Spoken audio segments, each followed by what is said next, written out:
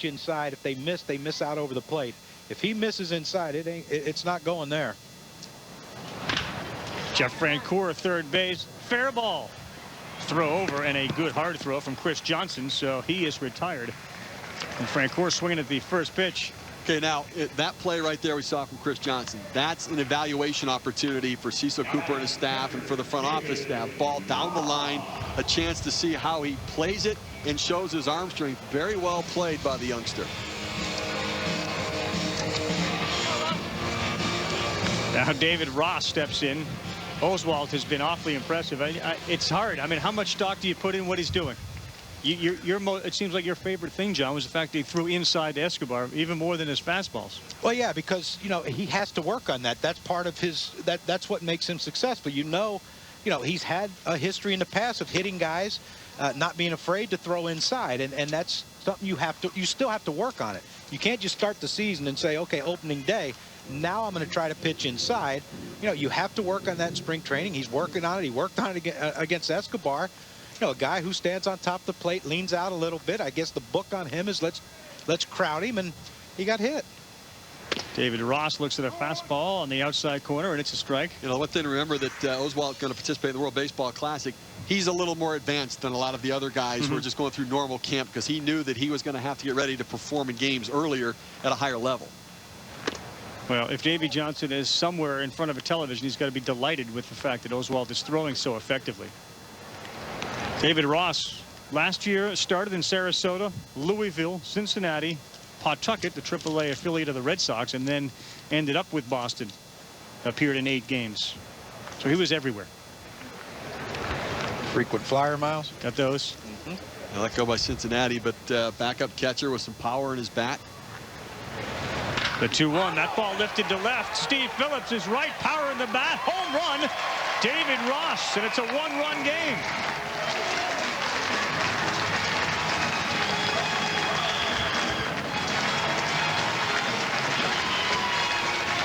Well, you walked into one there, Steve. You got to have a feel for this stuff, Carl. Crucky. Talking to Frank Wren, the general manager, what he said about David Ross is they wanted to have a backup catcher with some power potential, because when you take Brian McCann out of the lineup, you don't want an easy out. They try to come inside there, and you see Ross, a low ball hitter, just goes down, gets the head of the ball, and drives it out of the ballpark. Now we have to listen to this for 7 innings on this being right. 7 innings? This is a season long. We'll give him 7. All right, but Oswalt prior to that had been so great. So how do you judge what Oswalt's done? Does it change now? No, absolutely not, because you know why? He's throwing strikes. He's not walking guys. Yeah, he hit a guy, but he's not walking guys. I'm sure Cecil Cooper's looking at it and say, okay, he made one mistake. A guy hits a home run. Big deal. Brandon Jones steps in. Off-speed pitch misses badly. See, I think for the first time out in spring training, what you're looking for first and foremost, get out of it healthy. Come through it healthy, feel good the next day. And then it's about starting to get the feel for your pitches and the ability to command your pitches, starting with the fastball. See, he's throwing back-to-back curveballs right there, both out of the zone, but that's how you start to get a feel. Jones fouls that one off. As Oswalt, one thing he's done today is work very fast. Steve said the next time he'll probably get one more start with the Astros before he goes off to Team USA. I thought you meant Steve was going to get one more right this year. No, lifted into center field. Michaels is under it and makes the catch. So a 2-run home run off the bat of David Ross. The difference. Oswalt looks at the ump, likely done for the day. El Caballo. Carlos Lee leads off for the Astros when we come back. At Carino's, we're adding even more value to our menu with our new Two-Can Lunch. You and a friend can choose from over 40 possible lunch combinations, starting at just $12.99 for 2. Or enjoy our popular Two-Can Dine for $19.99 anytime. It's your choice of 2 Chef Select entrees, unlimited super salad, fresh baked bread, and a mini dessert for you both. So, whether it's lunch or dinner, there's only one thing left to decide. Who will you bring? Carino's. Food, fire, fun.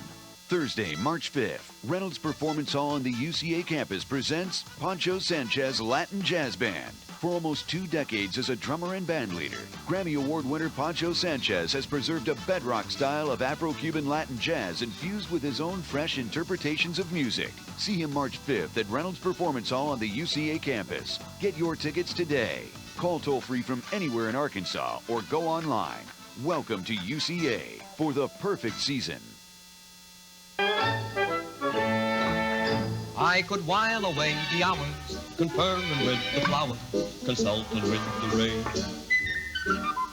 And my head I'd be scratching while my thoughts were busy hatching if I only had a brain. Smart grid technology from GE and its energy partners will make the way we distribute electricity more efficient simply by making it more intelligent. If I only had a brain. Hey, honey, 2 shampoos. Maybe they're just buying you off so you write a good review. And it's working. It's working. Ah, they got me. Ah, it's working. Hotel reviews from people like you. Welcome to Hotels.com. Stay once, stay twice. Earn a free night. Welcome to Freeville, where 2 separate stays at Sleep Inn or any Choice Hotel can earn you a free night at up to 1,500 hotels. Only when you book at ChoiceHotels.com or 800-4-CHOICE. One of the great places to watch the game out in left field where there's grass, where you can always get a home run ball. Opportunity to watch some of the up-and-coming superstars of the game of Major League Baseball. And one of them is now on the mound, Thomas Hansen. And you see his numbers. Arizona Fall League, he was off the charts, was the MVP out there. I think he went 5-0 with an ERA you couldn't see. Wicked slider, strong, powerful fastball. That just mowed in at 96 miles an hour. Wow. 6'6", 220 pounds, and a lot of arms and legs. Real deception in the delivery. The ball kind of jumps on you. Carlos Lee faces him first. Another one over the outside corner, but called the ball at 95 miles an hour. Carlos wishes he was on his ranch. The cows move a little slower than especially with the fact that Oswalt threw 2 balls inside, and then he hits Escobar, and then you're leading off against a guy throwing 96 and who wants to impress everyone on his team. Yeah, that's fun. Well, no matter who you ask on the Braves, they all validate all the talk about Hansen. Well, I like his makeup and his mentality, but also his stuff. And you know, you look at the delivery, how the ball kind of jumps on the hitter at the end. He's got that sinking, boring action on his fastball, and outstanding secondary pitches as well. 7 straight seasons of 25 or more home runs for Lee, who is walked. Happy. Delighted about that. Yeah, very happy. Now maybe looking for a pinch runner. That's the best walk he'll have all year. Hey, take a look at a scouting report on Tommy Hansen. We talk about 6'6", 220 pounds, and the fastball. We've already seen him go beyond that 95 miles per hour, but that slider, that John Smoltz slider, one of the best in the game, you know, certainly in this era of baseball. And you know, those mechanics where the ball kind of jumps, you know, he gets so far out in front of his body, he's releasing the ball closer to the plate, and therefore it gets on the hitter that much more quickly. Miguel Tejada inside, called the strike. Ooh. Do you see that look right there? Yeah, that's like second game of spring training. I got to look at this. Well, for the fantasy player, for the Brave fan, for baseball fans, when do you project him to be in the major leagues? I don't think he's going to break camp with the team. I think their goal. Ouch, right in the back of Tejada. Shortstop. Huh. Interesting, huh, Steve? Yeah. What kind of message does that send to the rest of his Brave teams? This is a guy who's not even going to be on the major league roster. Who knows whether he meant to do it or not?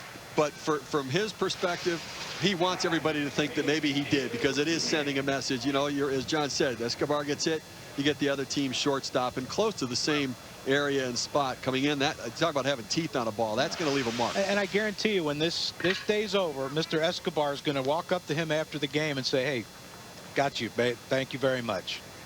Appreciate that." Well, with Escobar being the shortstop of the future for the Braves, these two players, Escobar and the guy you're looking at there, Tommy Hansen, likely to be part of this club for a long time. Yeah, Hansen, he has not pitched higher than AA, and although he was very good in the Arizona Fall League, their goal would be to have him go to AAA and maybe be kind of that shot in the arm that a team may need in their rotation come July. And they also have, Tim Hudson, they're hoping to come back from Tommy John surgery in September and August. David Newhan swings and misses. Another one, the mid-90s, the fastball and he throws down on you because he's so tall. Great angle on that fastball. When you get that shot and you see the angle of that pitch coming in.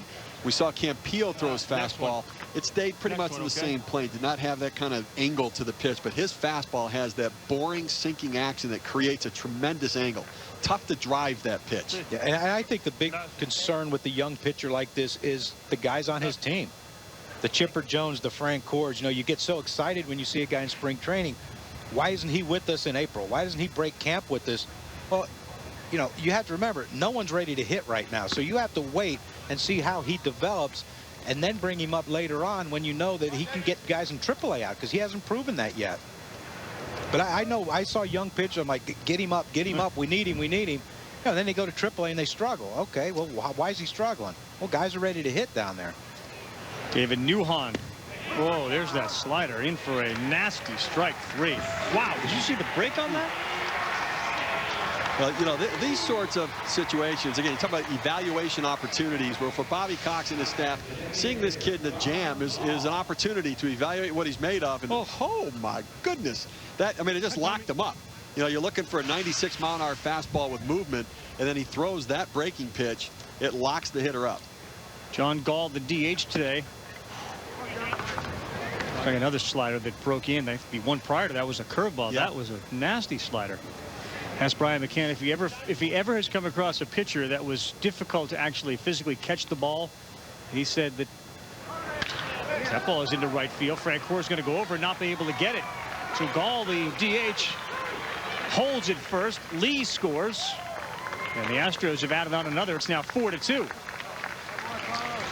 This is youth right here, because he makes great pitches. He walks the leadoff hitter, which young pitchers will do. He makes a mistake, gets a base hit, he ends up giving a run. He can either, the young pitchers, what you get with them is they're going to impress you unbelievably, and then all of a sudden the next pitch they'll let you down. That's why they're young, they're inconsistent, but a great piece of hitting right there by Gall, though, to get that ball in the right field and score, driving a run. Now Chris Johnson, who singled in the second inning, the third baseman, has made a nice defensive play with his throw over to first. Swing and a miss. As John said, the difference between major league players and minor league players isn't the velocity on the fastball or the break on the curveball or slider or how fast they run or how far they can hit it. It's the consistency to be able to get it done. At the major league level, you can't make mistakes with your fastball in the zone. Even if you have great stuff, major league hitters can hit it. Right, Roy Oswalt is one of the best pitchers in baseball. He made one mistake in this game, and that's why it's 4-2. Big 2-run home run. After this half inning, we're going to be joined by the manager of the Atlanta Braves, Bobby Cox, so don't go anywhere. We will not be taking a commercial break. The 0-2 to Johnson, who just checked his swing, looked at a fastball outside. Ask Bobby, who of course has been through so many great pitchers here, what he thinks about Tommy Hanson. 4-2, Braves trailing the Astros here at the top of the third inning. Spring training baseball on ESPN, brought to you by Dick's Sporting Goods. That one to center field. Jordan Schaefer goes back and makes the play, but Tejada comes in and scores on the sacrifice fly. It's 5-2 Houston.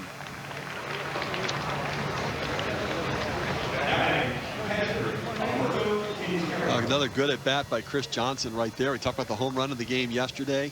Singled his first time up, and good piece of hitting. Situational hitting, again, trying to show the manager that you can get the job done in a situation.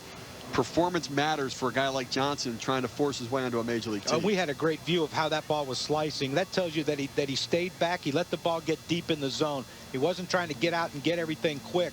Let it come to you. Do what you have to do to get the ball in the outfield to score a run. That's a great piece of hitting for such a young guy. Humberto Quintero swings and misses at that slider. Slider goes between 85 and 88 miles an hour. We know what the fastball is at about 96, 97. So the tools are all there. And you get a chance to see it in just one inning of work, even though he's given up a couple of runs here.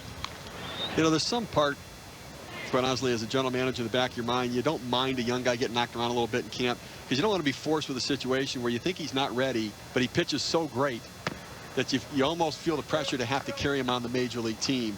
You know, and sometimes it's a great learning opportunity for him to get knocked around a little bit and have the veteran pitchers talk to him, Bobby Cox and the staff talk to him, but also it eases that conversation at the end of spring to send him down to the line. Well, and most young pitchers will seek advice from veteran pitchers who have been successful, not when they're going good, but when they are struggling. If a guy goes good the whole spring, you know, sometimes they, and I'm not saying Hansen will do that, but a lot of guys act like, you know, I can do this. I'm better than you. I don't need advice from you. Well, he's on a staff now that's got Derek Lowe, who's won World Series. And Tommy Glavine, of course, returned to Atlanta. Will they play a role in his development? Absolutely. I mean, all of the experience. But young guys have to open their ears and close their mouth. Terra to Escobar at short with the man running. He'll go to first. And the inning is over, but they get 2 more. Hansen marches back to the bullpen. You think about the Braves rotation, and if you don't put Hansen in it, there's a reason why. You certainly have Derek Lowe, who's going to be the top of it. Javier Vasquez, Jair Jurgens, who pitched yesterday for Atlanta in their first game. Steve talked about Kenshin Kawakami at the top, and there's Tom Glavine. And then you start thinking about guys like Hansen. But what happened at the top of that rotation, Steve, as you mentioned, they get a lot of guys that can give you innings, 200 innings, 190 innings. That's huge for a bullpen that's getting healthier, too. Well, they had the second fewest innings pitched from the starting rotation of the National League last year. Injury is a big part of that. Predictability, that's what they want. You know, they were in their bullpen so much last year that it taxes the bullpen. You know, Jim Leland always says, if you want to have a good bullpen, keep them in the bullpen. You want to use them when you want to use them, not when you need to use them. And, you know, Derek Lowe's been a workhorse. Javier Vasquez, 9 seasons of 198 innings pitched or more in a row with 10 wins. So he's a workhorse that at least keeps you in the game. Jurgens, you know, as a rookie last year, led this team in innings pitched with 188. So they've gotten predictability back in the rotation, which I think is important for this team. Let's bring in the manager of the Atlanta Braves, Bobby Cox, kind enough to join us during this telecast. Bobby, it's hard not to get excited about what you just saw with Hansen forgetting the runs, his ability. You've been around so many great pitchers. Can you give us Bobby Cox's perspective on what Tommy Hansen's capable of? I like him a lot, the first inning out here, guys, and he's capable of being a #1, I think, in any organization. And this is my first live view of him, actually, in a ball game. I've seen all of his bullpen so far this spring, and he's been outstanding. And it's an easy 95, 96, 97, 98 that comes out of there with terrific life. And he has a curveball and a slider that are both well above average. And he's a young kid and got a great future. Your experience, how do you, and is it because of your experience, you don't say, hey, Frank, we'd like to see him in the starting rotation at the beginning of this year. He's that good. We don't rule out anything. You never know, but we'll see. We've got an arsenal of young kids coming, and they're on the top step right now, ready to come on. Now, Bobby, we went through how you guys rebuilt the starting rotation. What kind of comfort level do you have going into the season now with the staff you have? Well, a lot better than we ended, actually. We had lost 4 of our 5. And, you know, we were looking for 2 starters during the winter meetings, hoping to get 1, maybe 2. We wound up with 3, which is a great year, I think. And we added Garrett Anderson yesterday, I think, to give us a real professional hitter in our lineup. I think we'll score runs. And if we can get Moylan and Soriano to go along with Gonzalez an entire year, we've got a real good bullpen. All right, Bobby, thanks so much for joining us. We appreciate it. All right, guys. Manager of the Atlanta Braves, longtime manager, a Hall of Fame manager, certainly for the Braves. And, you know, Steve, I think one of the things when you talked about the guys that came here, Garrett Anderson, many of them, Oswalt's curveball is fouled off by Greg Norton. Whether they mention it or not, one of the reasons they come is because of Bobby Cox. No question about it. I mean, you know, the respect that players have for him.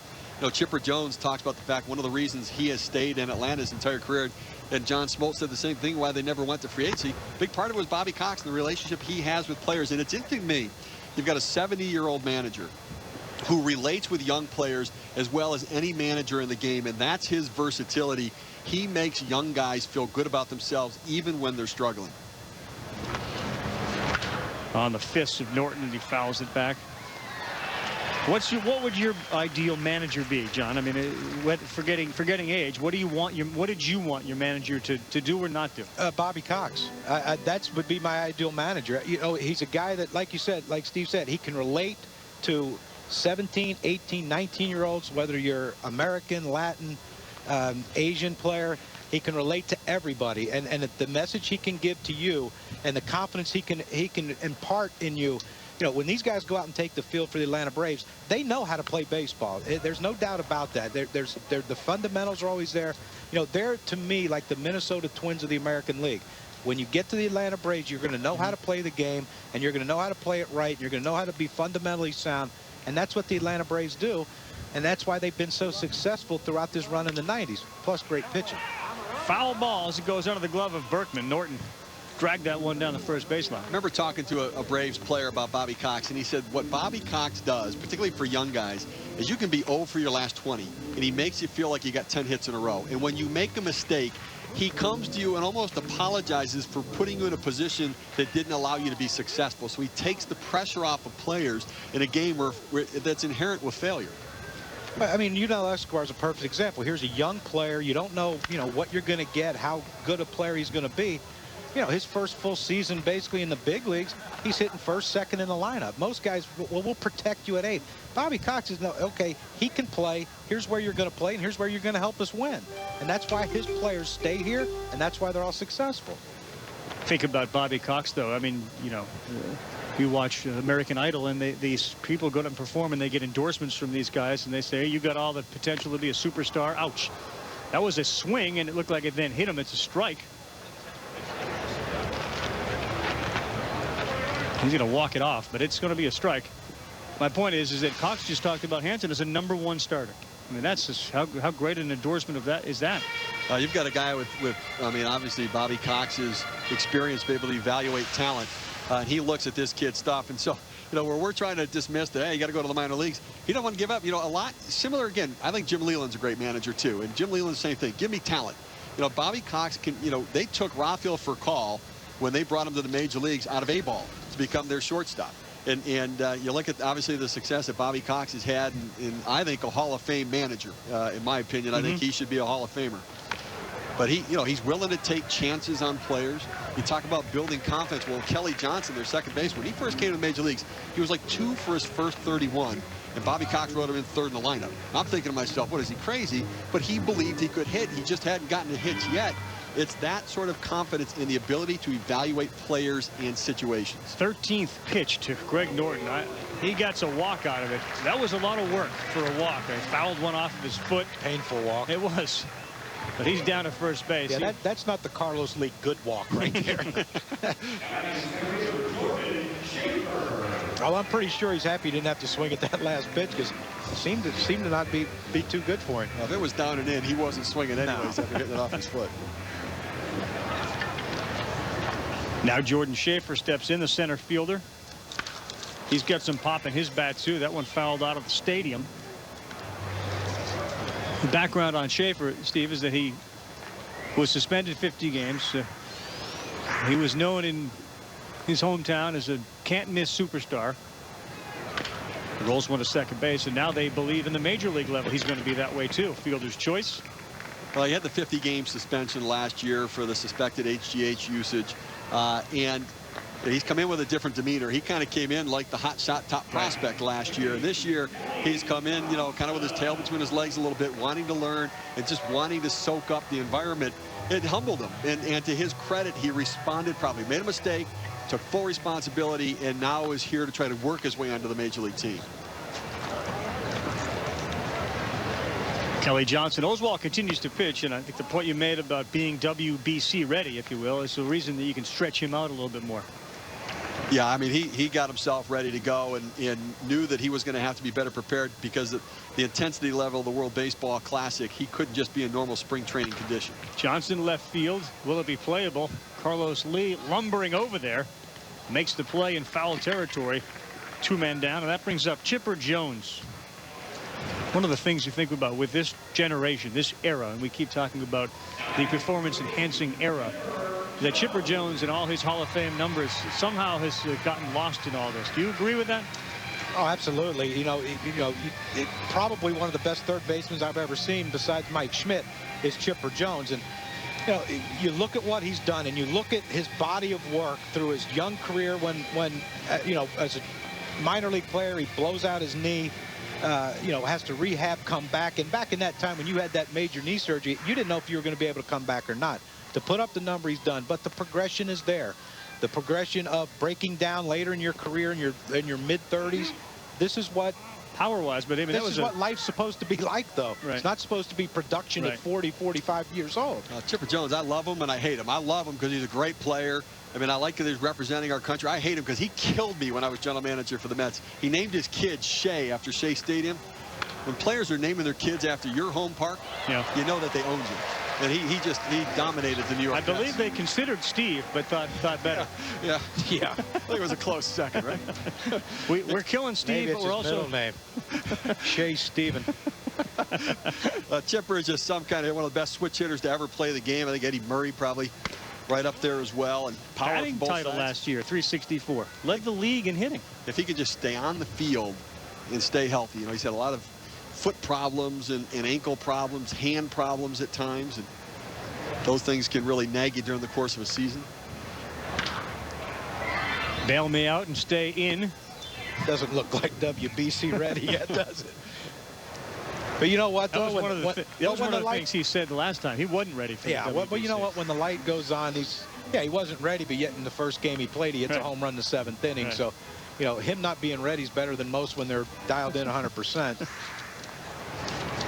You just wonder if you ask somebody who'd watched baseball or casually watched it, list the top 10 players from the last decade, if Chipper Jones' name would be mentioned. It should be, but if they would mention it with the likes of some of the other players that play this game, and he certainly deserves to be in that conversation. Oswalt gets the better of him there. Oswalt, 3 innings, gives up the 2 runs, strikes out a handful, and he goes back to the bench ahead 5-2.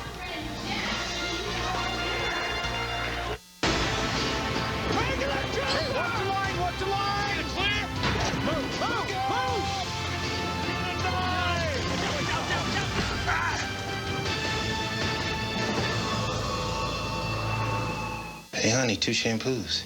Maybe they're just buying you off so you write a good review. And it's working. It's working. Ah, they got me. Ah, it's working. Hotel reviews from people like you. Welcome to Hotels.com.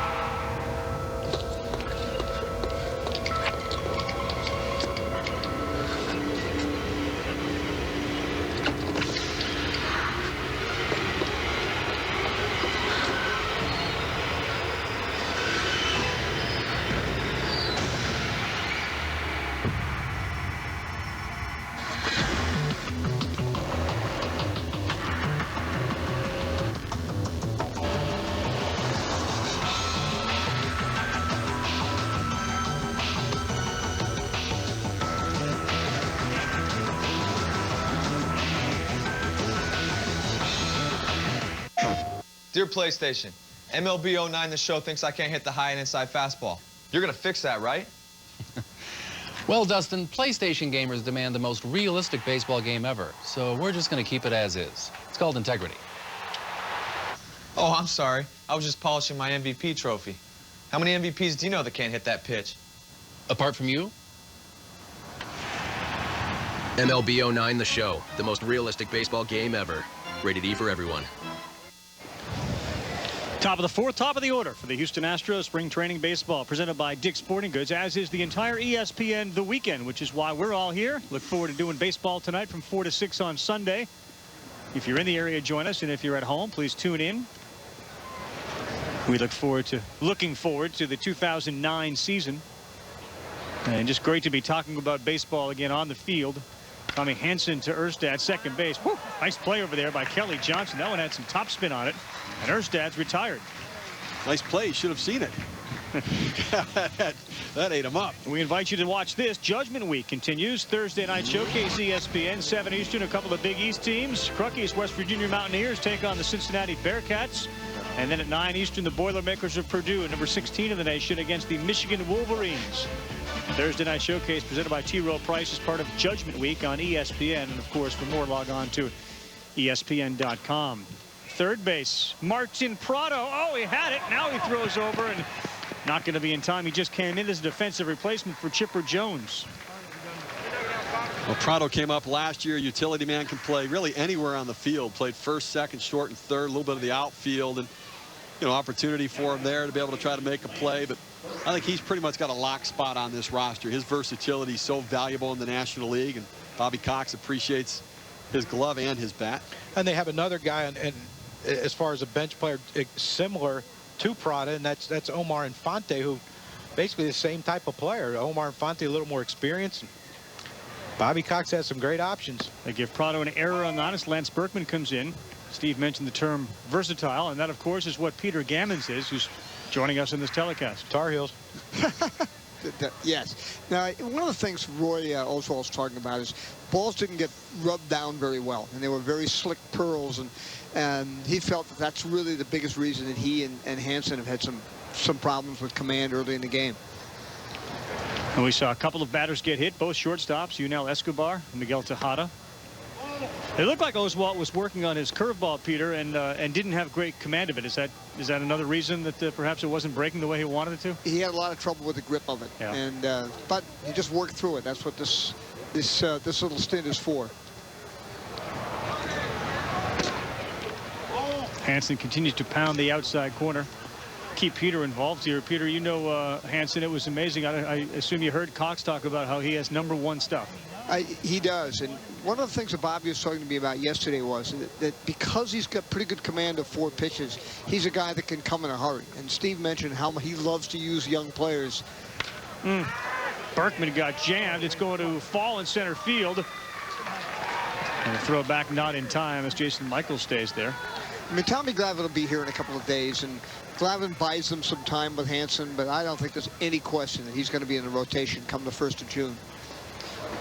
What do you make of the Braves' moves, Peter? We could kind of expand our discussion into the NL East, the obvious additions of Lowe and Vasquez and Garrett Anderson. I think they've done really well. I mean, there's no question that the staff really wanted Garrett Anderson. They did not have anything against Junior Griffey, but with his knees and playing the outfield, they really wanted Anderson as like the consummate professional. And they went out and got innings. I mean, you mentioned Lowe's had been over 200 innings 3 of the last 4 years. Vasquez 9 years in a row. I mean, that's what they were looking for, more consistency. And I think, considering some of the setbacks, the PV deal fell through, A.J. Burnett went to the Yankees, I think Frank Wren really did a remarkable job to make good moves out of some frustrating situations. Lance Berkman has been pinch run for. Mark Sacramento is now at first base. Carlos Lee is in the batter's box. He was one of those guys who had to watch Miguel Tejada get drilled. And he's got RBI opportunities. One thing about Lee, he's one of the best when it comes to men on. He and Berkman are just outstanding when men are on base. They just become different animals. Well, you really think, that the Astros won 86 games last year. In the second half, things really turned around, but they did it without Carlos Lee for a good part of the second half. And Lance Berkman had a great first half offensively and wasn't the same guy in the second half. So it was an outstanding team effort. I was shocked they won 86 games last year with what they were running out on the pitching staff and with the fact that they weren't getting the production from the horses. And that's why you can't count them out in this Central Division, because if they can put full seasons together, as far as Berkman and Carlos Lee and Miguel Tejada, and their pitching can come around and just keep them in games, they have the chance to be sleepers in this division, I think, because they have the ability to drop a 10 spot on you in a hurry. In that ballpark, for sure. But their pitching's the question. I mean, after Roy Oswalt, Wandy Rodriguez in the rotation, Mike Hampton in the rotation, Brian Moeller at 38 years old was really a surprise last year, but can he do it again this year? Brandon Backey, they have 4 question marks. Russ Ortiz pitched yesterday. Lee swings on top of that one. And he kind of looks back over at Tommy Hansen. Think, okay, I'll probably see him again at some point down the road. Thank goodness he's in the East and Caballo's in the Central. Here's Miguel Tejada, hit by the pitch right in the lower back. On a fastball from Hansen at about 95 miles an hour, but Tejada continues to play. Let's get Jason Michaels at second and Mark Sacramento at first. Swings and misses at a 94-mile-an-hour fastball. I talked to Frank Wren, the general manager for the Braves. He said someone dwelling on what they didn't get. They didn't get Rafael for a call. They didn't get Ken Griffey Jr. John Smoltz left. But they're happy with what they did. They think the depth of the rotation makes a difference. It makes them a legitimate player in the National League East. The 0-1 to Tejada. Oh, and you talk to some of the players during batting practice, you know, and they talk about, you know, the missing out of A.J. Burnett. Believe me, most of them are ecstatic that they got Derek Lowe for the simple fact that, you know, as if you're a position player, what you want is accountability. A.J. Burnett, with all his injury problems, yes, stuff is there, but, you know, can you count on him for 200 innings? Probably not. Derek Lowe, you can. So they're more happy with Derek Lowe. Brendan Jones ranges back about 15 feet in front of the warning track, and that's going to do it. Much better inning that time from Tommy Hanson. So we continue to talk spring training baseball from Disney's Wide World of Sports.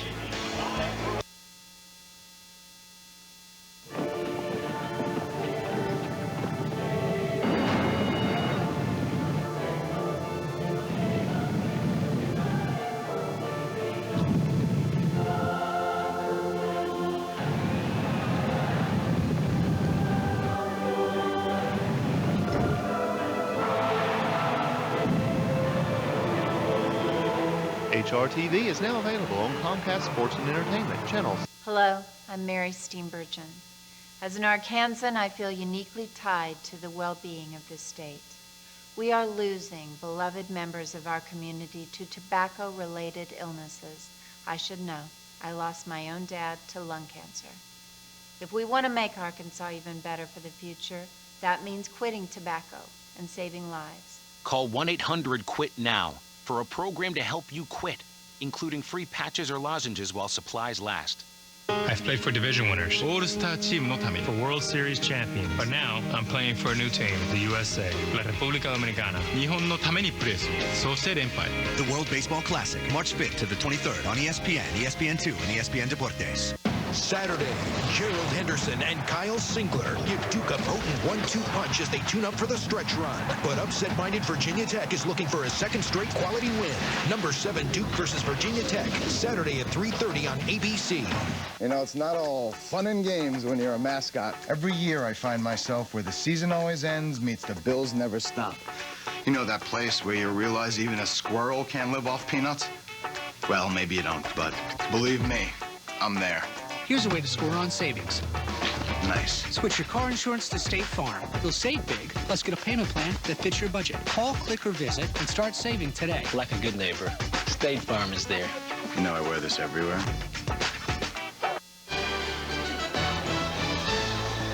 We're back, and you're looking at the castle at Walt Disney's World Magic Kingdom.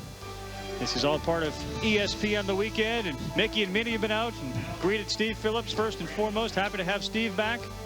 We're over here not too far away, go down Victory Way at Disney's Wide World of Sports. And on the mound now, Brandon Backey. He replaces Roy Oswalt, who is out after 3 innings. We're in the top of the 4th. See Backey's numbers from last year, his ERA 6.05. He had shown flashes, and that's why he's on the mound now, and they hope to turn things around. First pitch gets turned around into center field. Casey Kutchman, Jason Michaels is under it, and 1 pitch, 1 man down. Brandon Backey battling for that 5th spot in the rotation. We talked about Russ Ortiz, the veteran, pitched yesterday. He's kind of battling for that spot as well. And, you know, Backey, over 280 base runners in 166 innings pitched last year, and that's not a good formula for success. What would make you think that? That every time after about the first hitter, he's pitching from the stretch? That's not a good sign. No. Not unless you have a good pickoff move. Yunel Escobar looks at a strike from Brandon Backey. I should have been a GM, Carl. The baseball acumen between both of you is off the charts.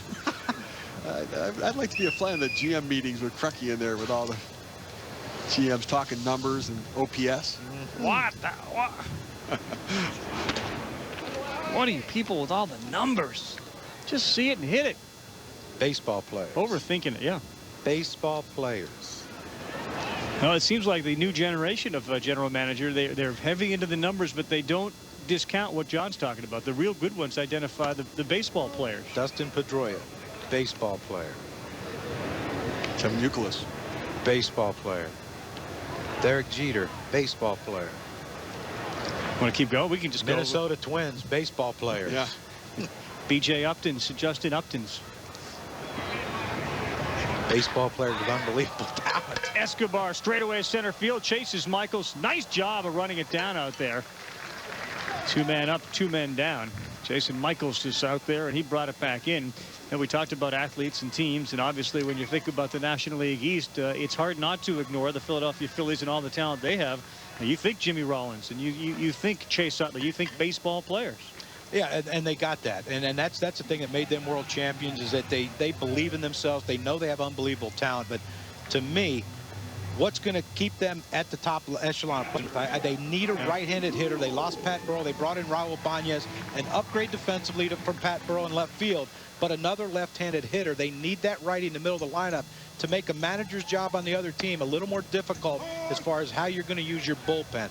Jason Worth, an unbelievable talent, but he has to have that year like he had last year, over 20 home runs, but he needs to be an 80-90 RBI guy to offset the fact that they have so many lefties in their lineup. Jeff Francoeur gets jammed. Tejada goes out, calls everybody off of it. Francoeur did a lot of work with the great hitting instructor Rudy Jaramillo, trying to cut down on the strikeouts and increase his ability to hit to the gaps. We'll discuss more of that when we come back. We're through top 4.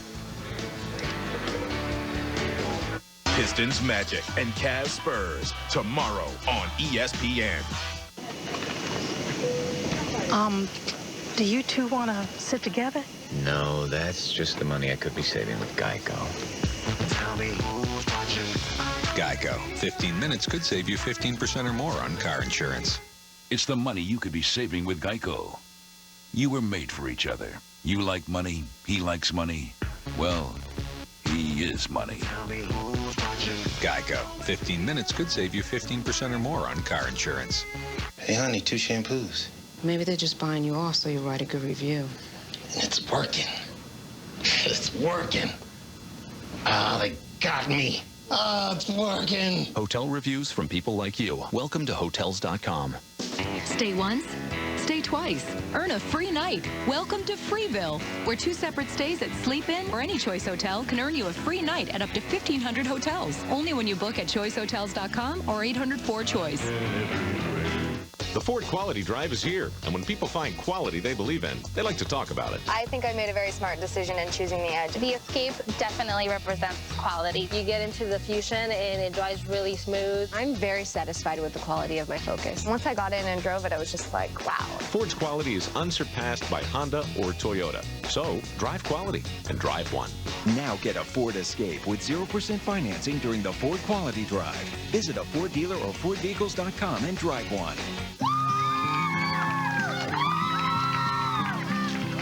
Good work out there. I just wish I didn't give up that last home run. You showed a lot of heart out there by never giving up and trying your best. That's what really matters. You know how many home runs I gave up in 05? 26? But you did have 163 strikeouts. There's nothing like positive support, and there's no place like the Boys and Girls Clubs of America. Together with Major League Baseball, they create a positive place for kids.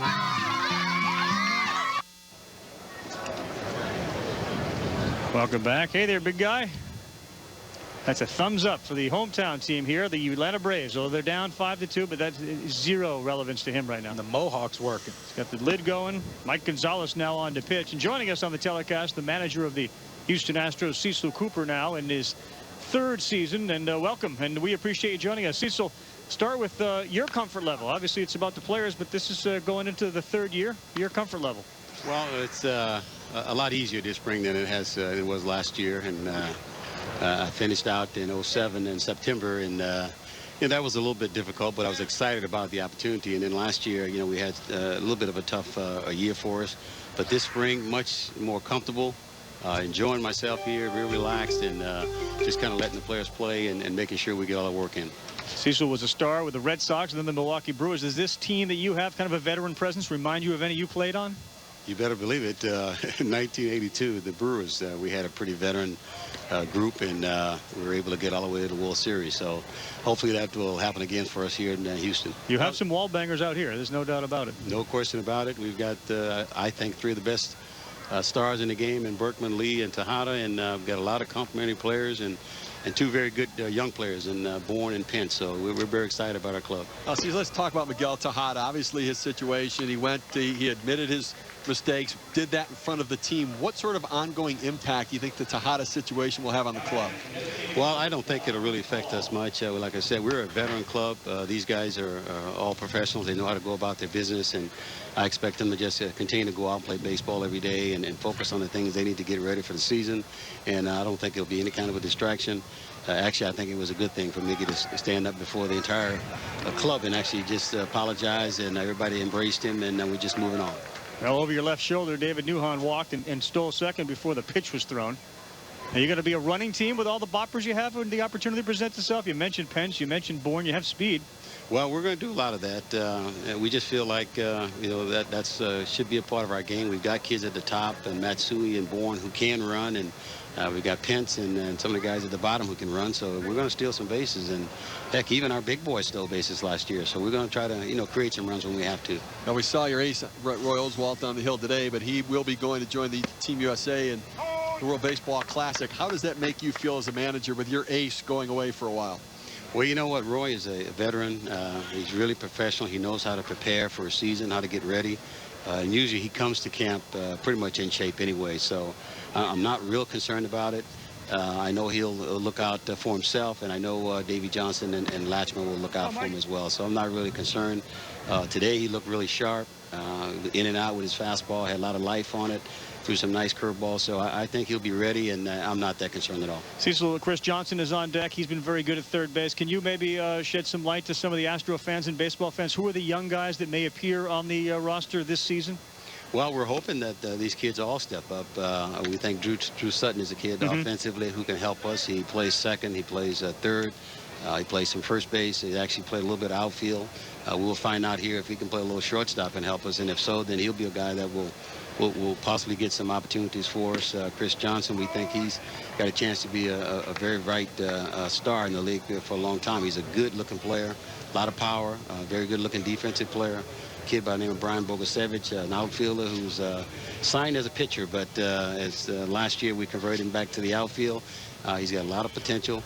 We're looking for him to really step up too this year. So we've got some kids who can play a little bit. Well, we appreciate you joining us, Cecil. Get back to it. Although maybe you want to continue this. The offense is starting to hit the ball while you're talking with us. Maybe I'll just stand here for the rest of the inning then.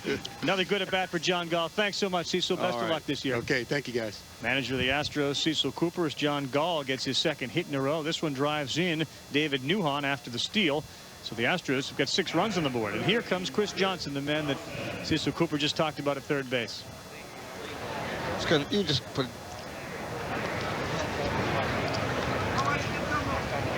Johnson made a nice throw over to first from third base. A sacrifice fly, which was a good sacrifice, brought in a run, and he also singled in the second inning. Now you get a chance to see how selective he can be. Mike Gonzalez really struggling to find the strike zone here. And you know, young guys want to prove they can hit. And they do it by swinging, but sometimes you have to wait and take a pitch. That ball's tailing away from the center fielder. He's not going to get it. It's going to go all the way to the wall. Wow, Jordan Schaefer had that thing, just kept running away from him, and all the way from first comes Gall. Mike Gonzalez is getting hit here. 7-2 Houston. Yeah, we talked about earlier, the coaching staff mentioned about that 600-foot home run. But you look at the sacrifice fly and you look at this swing right here. This is what tells you that this kid has a chance to be a very, very good hitter, not only with power, but for average also. This is an average. This is a high average swing right there. Yes, there's power in the swing, but look how he keeps his hands inside the ball and just shoots it the other way. And you're looking at a guy on second base with no, or runner on first base with no outs. You know, your job is to hit the ball the right side. If you make an out, you advance the runner, you stay out of the double play. He gets the bonus plan with the double and the RBI.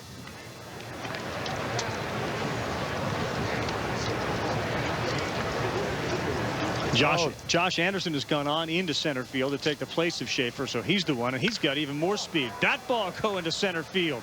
Anderson gives chase there. He makes the play. Tagging from second and going into third is Chris Johnson. Again, another evaluation opportunity. Good heads-up base running. You know, you're in there, you're trying to say, well, can this young kid help our team? And you're not just looking at if he gets some base hits. You're looking at how he plays defense, how he does the little things. Because the Houston Astros, if they're going to win, because I think they're undermanned with their pitching staff, they're going to have to do some other special things. Take the extra base, situational hit, make plays defensively. The Astros were the best defensive team in baseball last year. They only committed 67 errors on the season. So defense has to be part of their game. And what we've seen from this young man so far is he can play some defense, good situational hitting, and good base running. I mean, you just look at it right now, Steve. You just mentioned it, the baseball smarts. It's something that, you know, it doesn't get rated on for a lot of players when they're being, you know, scouted as high school players, college players, whatever. It's a pretty good baseball IQ right there to tag up on that ball, especially with no outs. You know you're going to get in scoring position where another fly ball scores you. Yordany Ramirez steps in, Peter. One of the things about Chris Johnson is he grew up in baseball. His father's a AAA manager with the Red Sox in Pawtucket, Ron Johnson. And there's a lot to having those genes and having that baseball intelligence when you grow up around the game, and he did. Yordany Ramirez whiffs at that breaking ball from Mike Gonzalez, who's come in and gotten hit really hard. I think you have to keep your eye on the center fielder out there too as well for the Atlanta Braves. He's likely to be, I guess, their starting center fielder unless Schaefer really puts a show on. Josh Anderson is out of options. He's got very, very good speed. Foul back.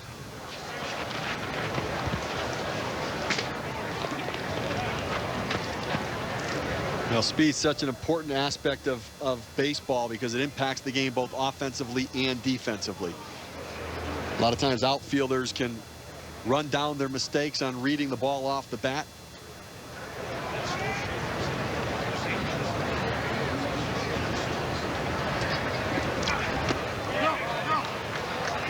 Tough at bat for Yordany Ramirez. Well, look, Mike Gonzalez, you know, a veteran guy, all he wants to do is get his work in, but he also doesn't want to embarrass himself by giving up a ton of runs. He's already given up a couple in this inning.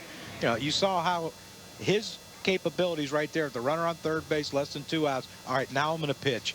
You know, you saw the breaking ball, you saw the changeup, you see the big strikeout to get, you know, a two-out situation right now where, you know, the chances of Astros scoring any more runs are very slim right now. Well, Gonzalez came back from Tommy John surgery last year. It just was not really back to full health. Now he's close to 16 months removed from the surgery, and they think he's going to have all of his stuff back, which means a fastball in the 96, 97 mile per hour range, an outstanding sharp breaking slider. But I think they don't want to overtax him early because he is still coming back and recovering from that injury. So Gonzalez is done. New pitcher coming in for the Braves. In fact, it does look like Jordan Schaefer is still out there in center field. I thought it was Josh Anderson 24, but it looks like 64. So Schaefer's the guy who's been chasing the balls around in the outfield. Now Vladimir Nunez comes in, the new pitcher. You take a look at the National League East and how this all starts to shape up. And, you know, the Atlanta Braves with some consistency in the rotation. And I think it's a 4-team race in the East. I think you're looking at the Mets, the Phillies, the Braves, and the Marlins, and obviously the Nationals kind of bring it up behind. But I tell you what, I like what the Mets did with their bullpen. I think that they obviously K-Rod, J.J. Putz, and Sean Green picked up on that deal with the Mariners as well. Make a big difference for a team that blew 29 saves last year, John. Yeah, I agree. And, you know, they addressed their needs, but they also, you know, the thing that concerns me about the Mets is the last 2 Septembers haven't been exactly what you call fruitful for them. And, you know, that's still going to be a block until they can overcome that September, you know, nosedive or losing out to the Philadelphia Phillies in September. You know, that's still going to be an issue with them. And believe me, this is not Houston, it's not Atlanta, it's not Kansas City, it's not St. Louis. It will get brought up about the last week of August. What's going to happen now to the Mets in September? Unless they have about a 15 or 20 game lead, those questions are always going to be asked every time they have a tough loss, or if David Wright strikes out with the bases loaded and they lose a game, or Jose Reyes makes an error or whatever. Everything's going to come, oh, here we go again. And that's something they have to overcome. Big article in USA Today about Cameron Maybin, the superstar outfielder for the Florida Marlins. I know Peter Gammon's very high on what Florida's been able to do this year. Well, I mean, you know, people forget that they finished 12 games in front of the Braves last year. And Bobby Cox was saying to me yesterday, he thinks they have the best young rotation in the league with Nolasco and Johnson, Sanchez, Miller, Tucker, West. Now Lindstrom, who they hope can close, throws 100 miles an hour. And if Maybin can give them defense in center field, and Logan Morrison can play a little bit left, and they're counting on Gabby Sanchez at first. I mean, they have the best organization in the division, and the way they develop players, I think they got a great shot. They had winning records against the Mets and Phillies in the second half last year. Caught out there by Frank Cora. Much more on the NL East, the NL Central. Those of you into fantasy, we'll bring Matthew Berry in the 6th inning, so don't go anywhere. We'll be right back.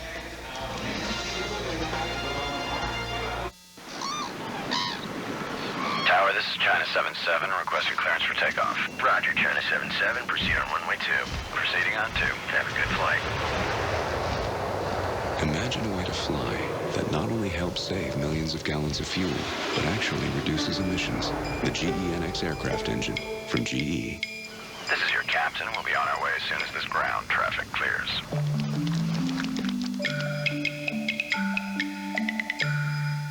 They got everything. Not everything. That's not mine. Yo, you covered for this? I don't know. You need to call my agent. You should know you're covered. Come on, man. It's not mine. Call one of our 17,000 State Farm agents today. The Pittsburgh Steelers have won their 6th Super Bowl. Celebrate with Sports Illustrated's exclusive championship package featuring this must-have NFL Films DVD, The Pittsburgh Steelers Super Bowl 43 Champions. Plus, this limited edition hardcover commemorative book captures the incredible Steelers with SI's famous writing and photography. Go to SITVorder.com or call now to get both free with a paid subscription. 56 issues for only $1.59 an issue. Save 69% off the cover price. Use your credit card to get this officially licensed football honoring the champion Steelers. Designed exclusively for SI, it features scores from the entire season and includes a display stand and certificate of authenticity. Don't miss this exclusive offer. Go to SITVorder.com or call now to get the official DVD, the commemorative book, and the exclusive football. Go online to SITVorder.com or call 800-341-6400 right now. You can play baseball fantasy style, ESPN.com. Prepare for your draft with a mock draft lobby, plus live scoring, auction drafts, and the best advice, and it's all for free. Go to ESPN.com/fantasy now as we get set to talk fantasy baseball with the fantasy guru, Matthew Berry, in the 6th inning. We're in the bottom of the 5th here of the game. The Astros lead by a score of 7-2. Brandon Backey's 2nd inning of work. David Ross, the catcher, in a home run in the 2nd inning, deep to left field, onto the grass out there.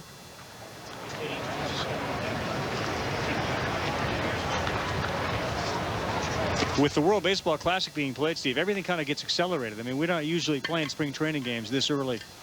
No, that's right. Plus, the season is starting later because of the WBC, and there have been some complaints around baseball about spring training being too long right now. I think Lou Piniella has been pretty vocal about that. You know, it's tough. I mean, is it the right time to do it in spring training versus the end of the year versus the All-Star break? You know, should you add time on to spring training? Should you not add time on to spring training? I mean, there's no perfect formula or solution for it, but I still think the concept is a good concept. For those who don't remember it a few years back, it does resonate with excitement as Ross lifts one into right field. Ramirez is over there and makes the out. I mean, once that event began, and John, you and I were down here, Steve did some games, and you see the flags of the countries, whether it be the Dominican or Japan or China flying, and the energy that the stands give as much as the field, it really is pretty special. It is very special. You just wish it could be as special that the players are ready and game ready to be able to play. And that's I think, the only thing that took a little, diminished it a little bit for me. Yeah, I love what did we do? We did the Dominican-Venezuela game. Unbelievable.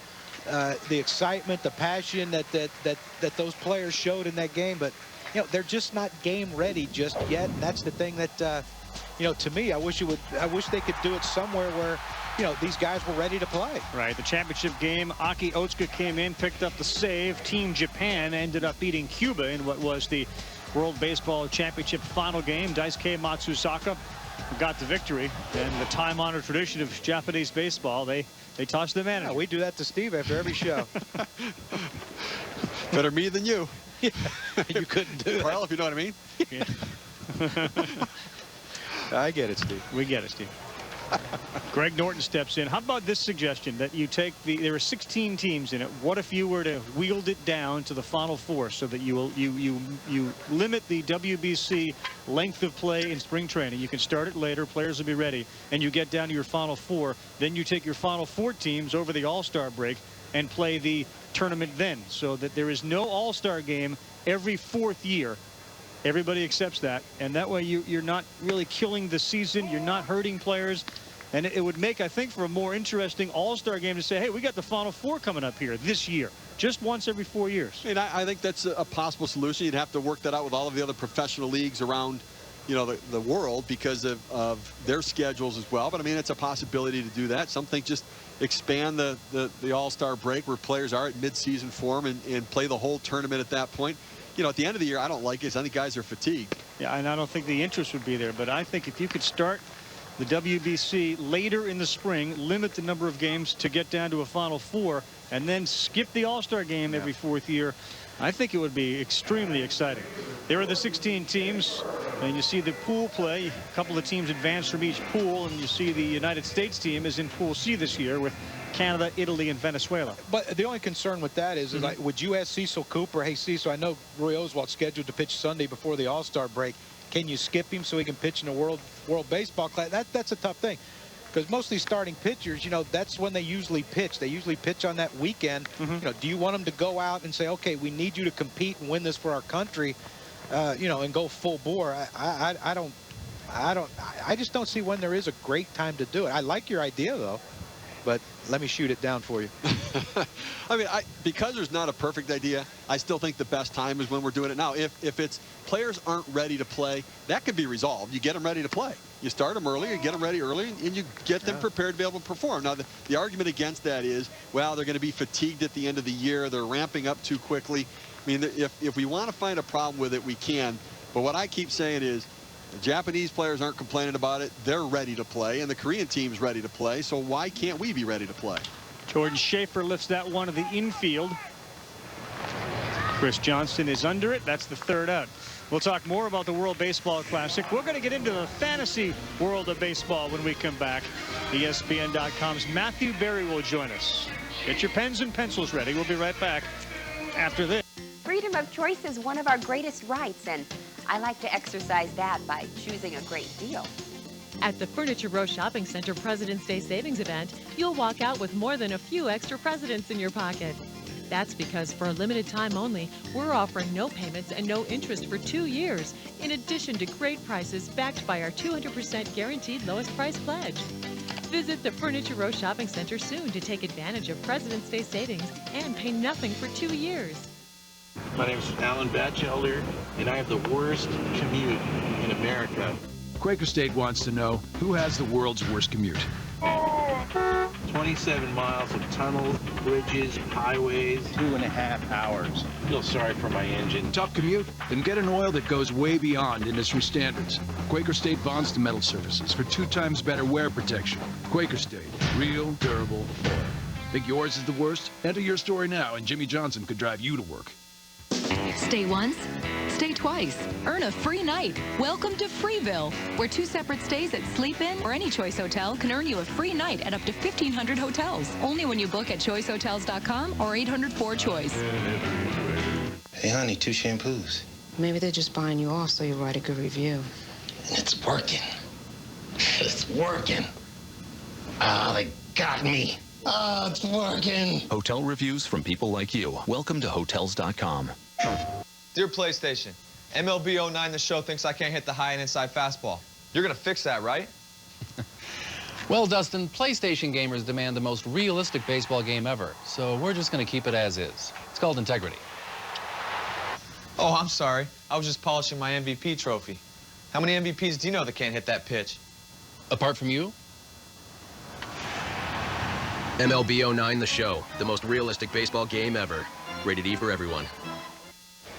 7-2, the Astros leading the Braves. We've gotten to the top of the 6th inning here at Disney's Wide World of Sports Champion Stadium. Spring training baseball on ESPN, presented by Dick's Sporting Goods. I'm Carl Ravitch, John Kruk, Steve Phillips, Peter Gammons, and now joined by our fantasy expert, Matthew Berry. Welcome to spring training baseball. There's nothing better, man. No, there isn't. Well, I mean, regular season and World Series baseball is pretty good, but you're right. See, Spring training. No, I disagree. There's something special about spring training, and like it's the start of it. Not. Absolutely, there is. I'm with you. Great. Matthew, I'm with you. I love spring training baseball.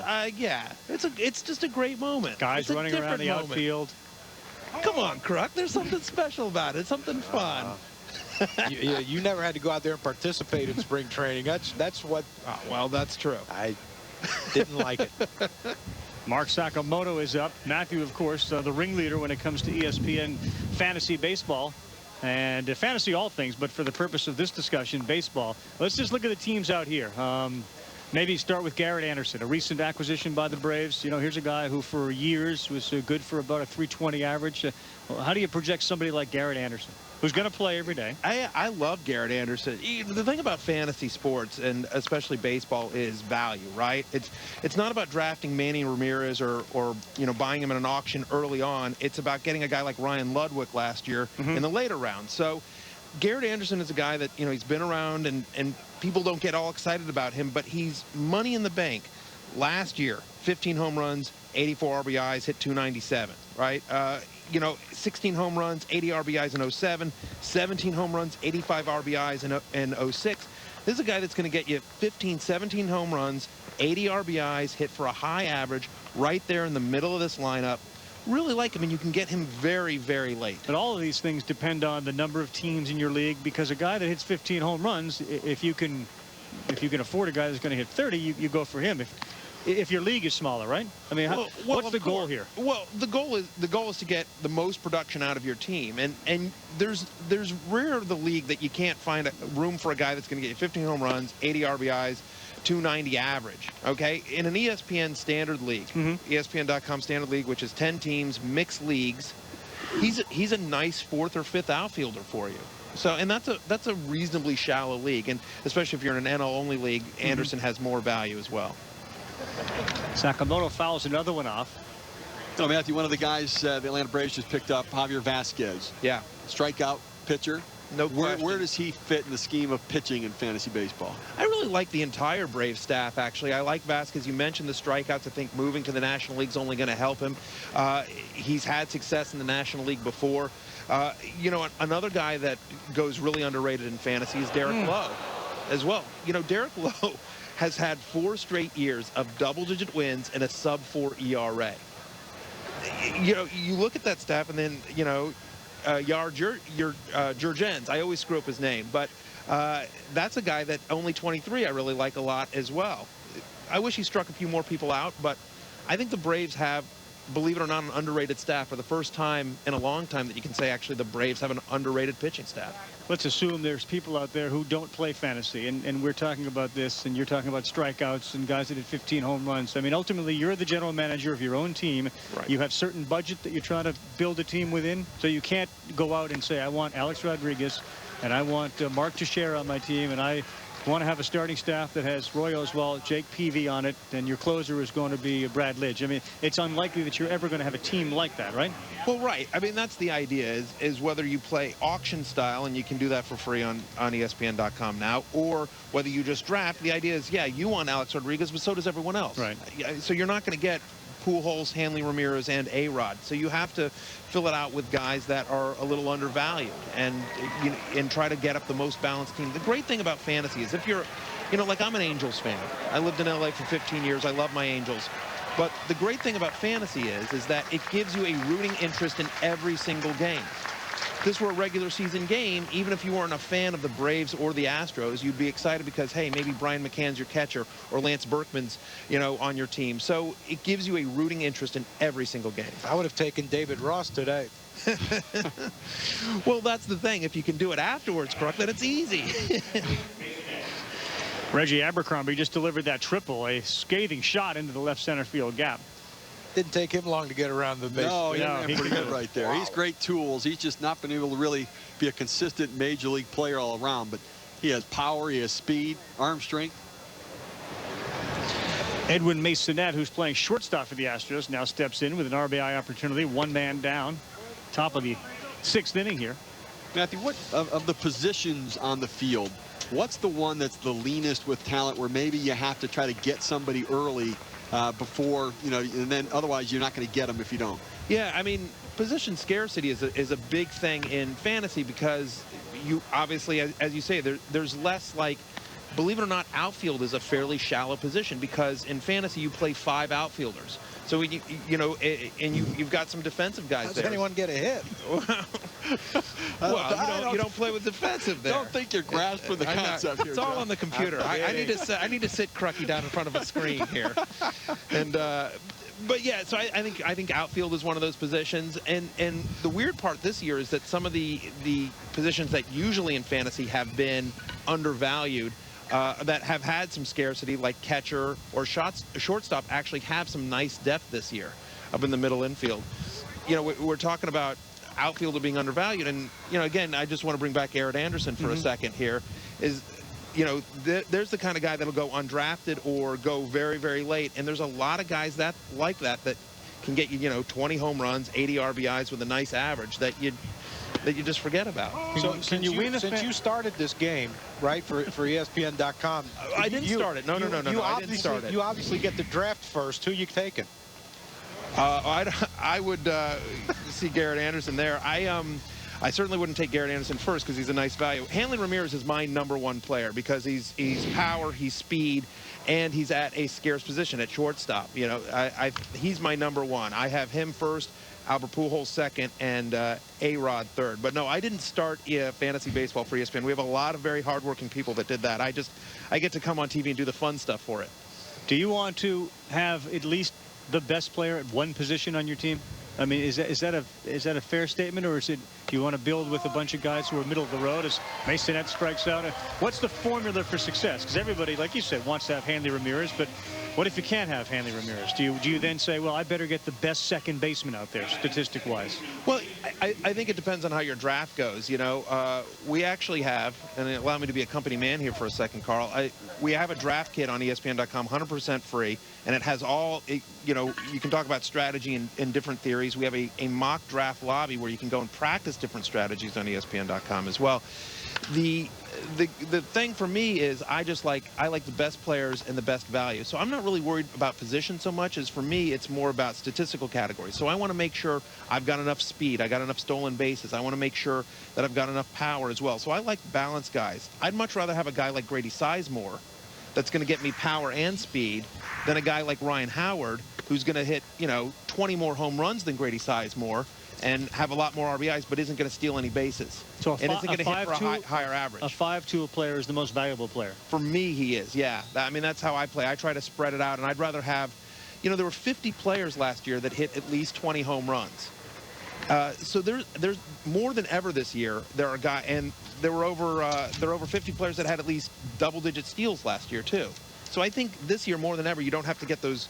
You don't have to chase like a Carl Crawford or Ryan Howard, those one category studs. You can get a lot more guys like Corey Hart's out there that or the cheaper version of Mike Cameron that'll get you some power and get you some speed.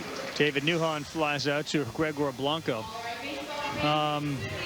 Well, you talk about finding value. So who are the guys historically or even this season going in as we continue here from Disney's Wide World of Sports at Champion Stadium, and we're not going to take a break. Matthew Berry joining us, the fantasy expert.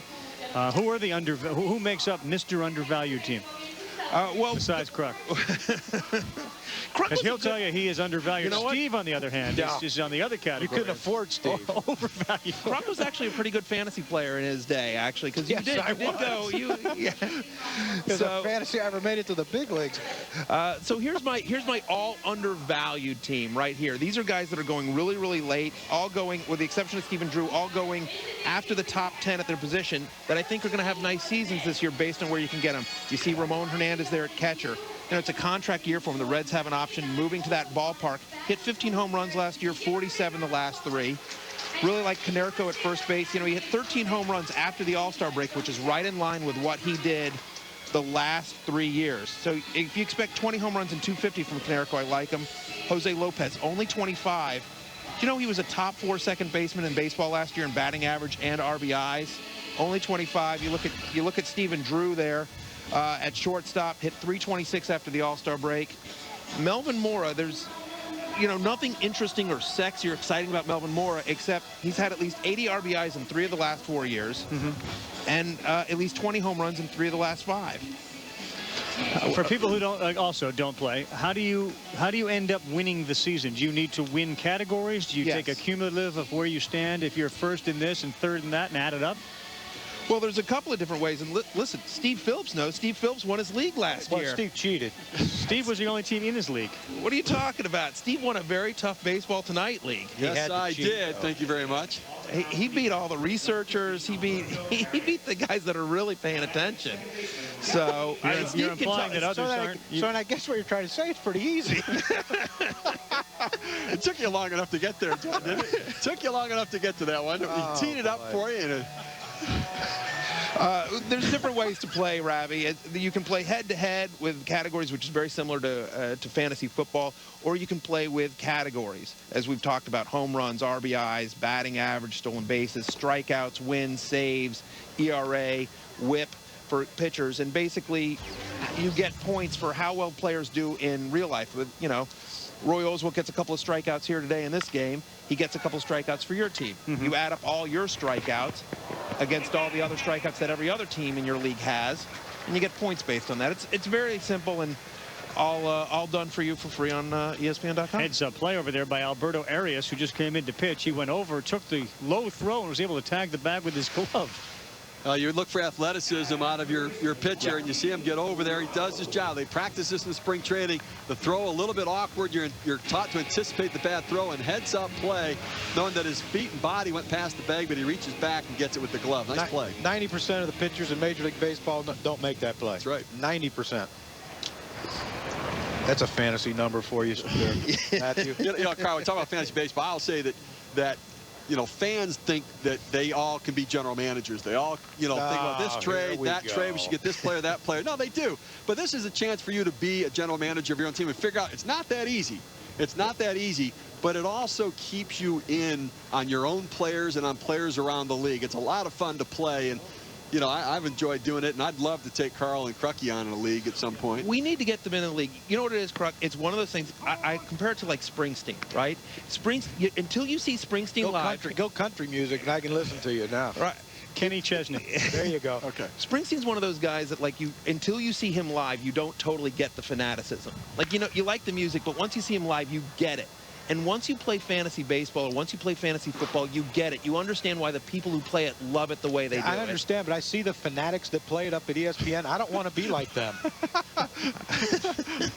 Maybe you could cool it up, Rocky. Come on, together, John. No, I don't want to be like them.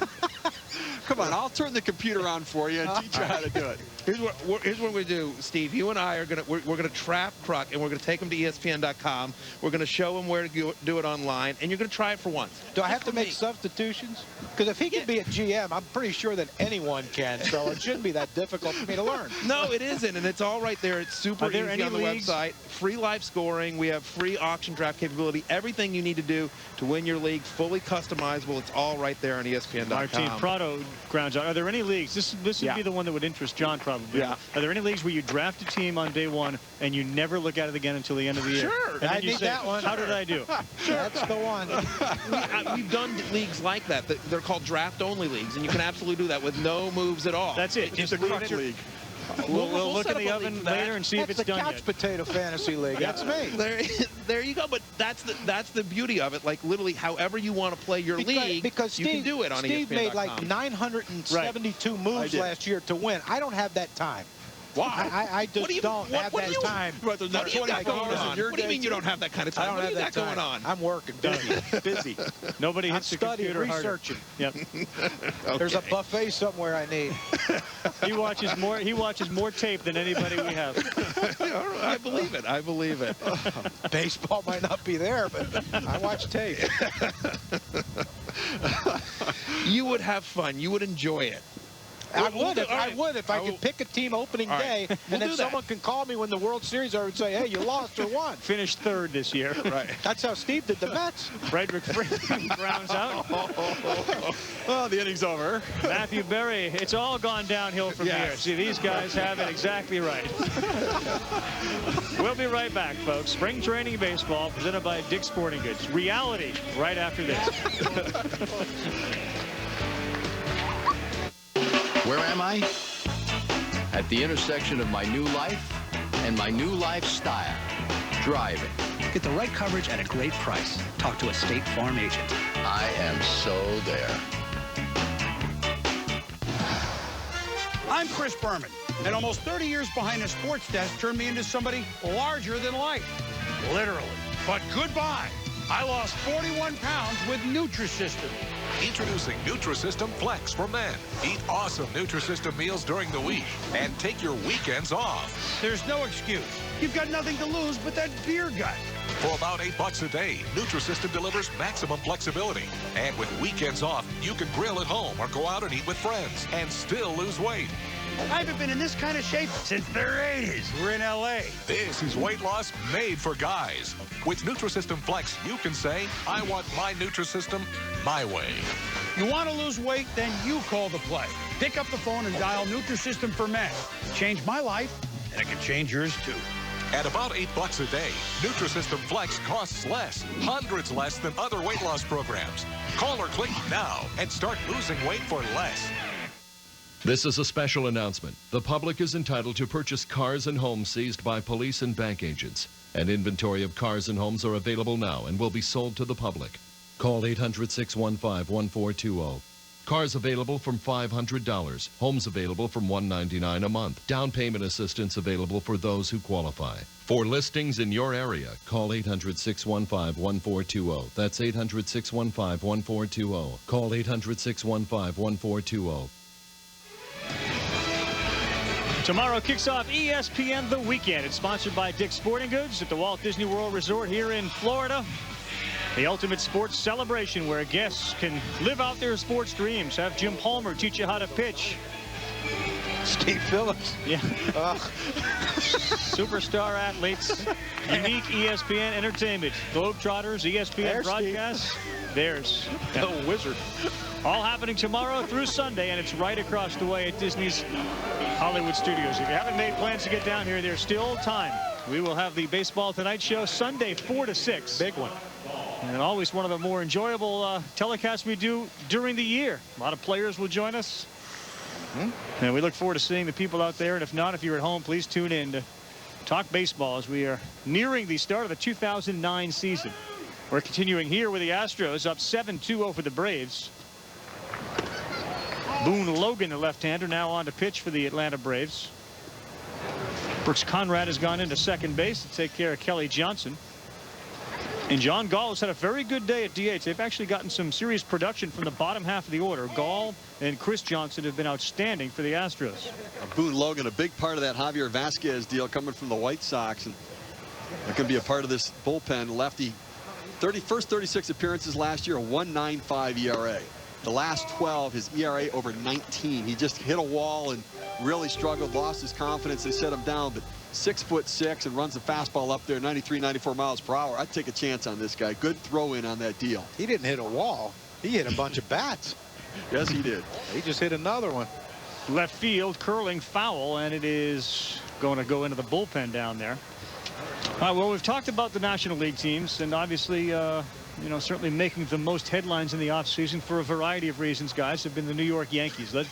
I guess, and in no deference to the, and not in any way to slight the Rays, even though they won the pennant last year, it seems like much of the attention's focused on the New York Yankees again. Well, and I think that's perfect for the Rays because, you know, you talk about a team that took people by surprise the first half of the year. Second half, everyone says, wow, these guys are really, really good. Well, now, you know, again, they're not being talked about. So they're being, you know, they again, are flying under the radar with that young talent, and they're just as good as anyone in that division. The Yankees, what they did, you know, they needed pitching. They knew that. But, you know, what are they going to get more than what Mike Messina got? And is CC Sabathia, you going to give him more than 20 wins? He hasn't done it yet. So, I mean, you know, I just think that the Yankees did they get a lot better? They got probably better starting pitching. They got a better first baseman, but I'm not sure they got significantly better to say that they're the team to beat in this division. Interesting. And it goes hand in hand, the pitching and the defense that Teixeira brings. As you take a look at the top free agent signings as far as dollars go, he'll improve the defense. You know, Derek Jeter's throws over in there, you know, he's going to pick up balls that weren't picked up. He'll improve the defense, but they have some defensive issues. I mean, Derek Jeter's range is limited. Robinson Cano's not a great defender.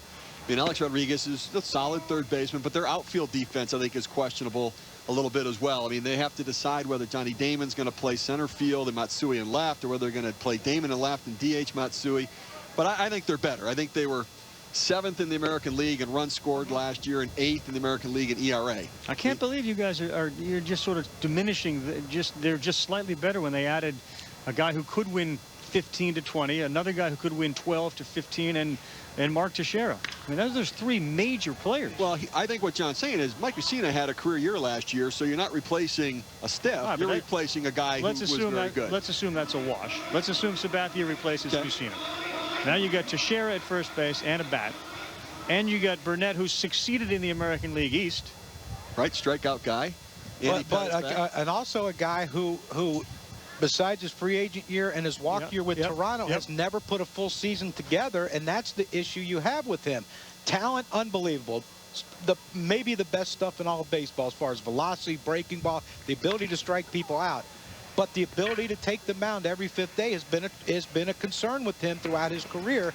And, you know, you hope he's crossed that fence where you can realize that great potential that he has. But it's not like he's a 24, 25-year-old you're waiting to develop.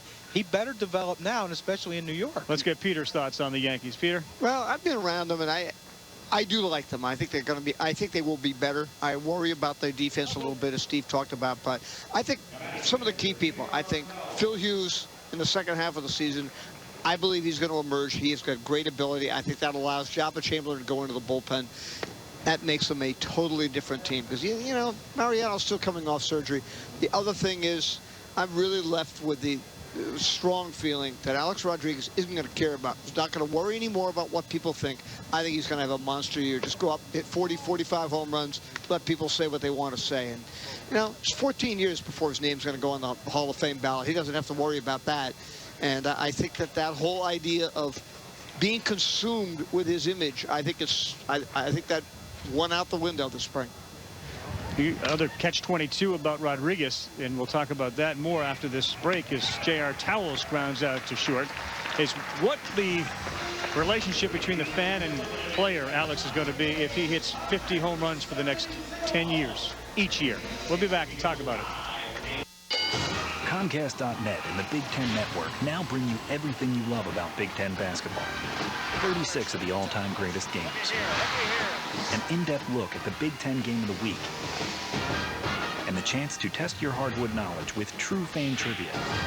The game where you could win $10,000, an HD TV, a trip to Chicago, and other title-worthy prizes. Visit win.comcast.net to experience it all. But do it soon. The clock runs out on April 7th.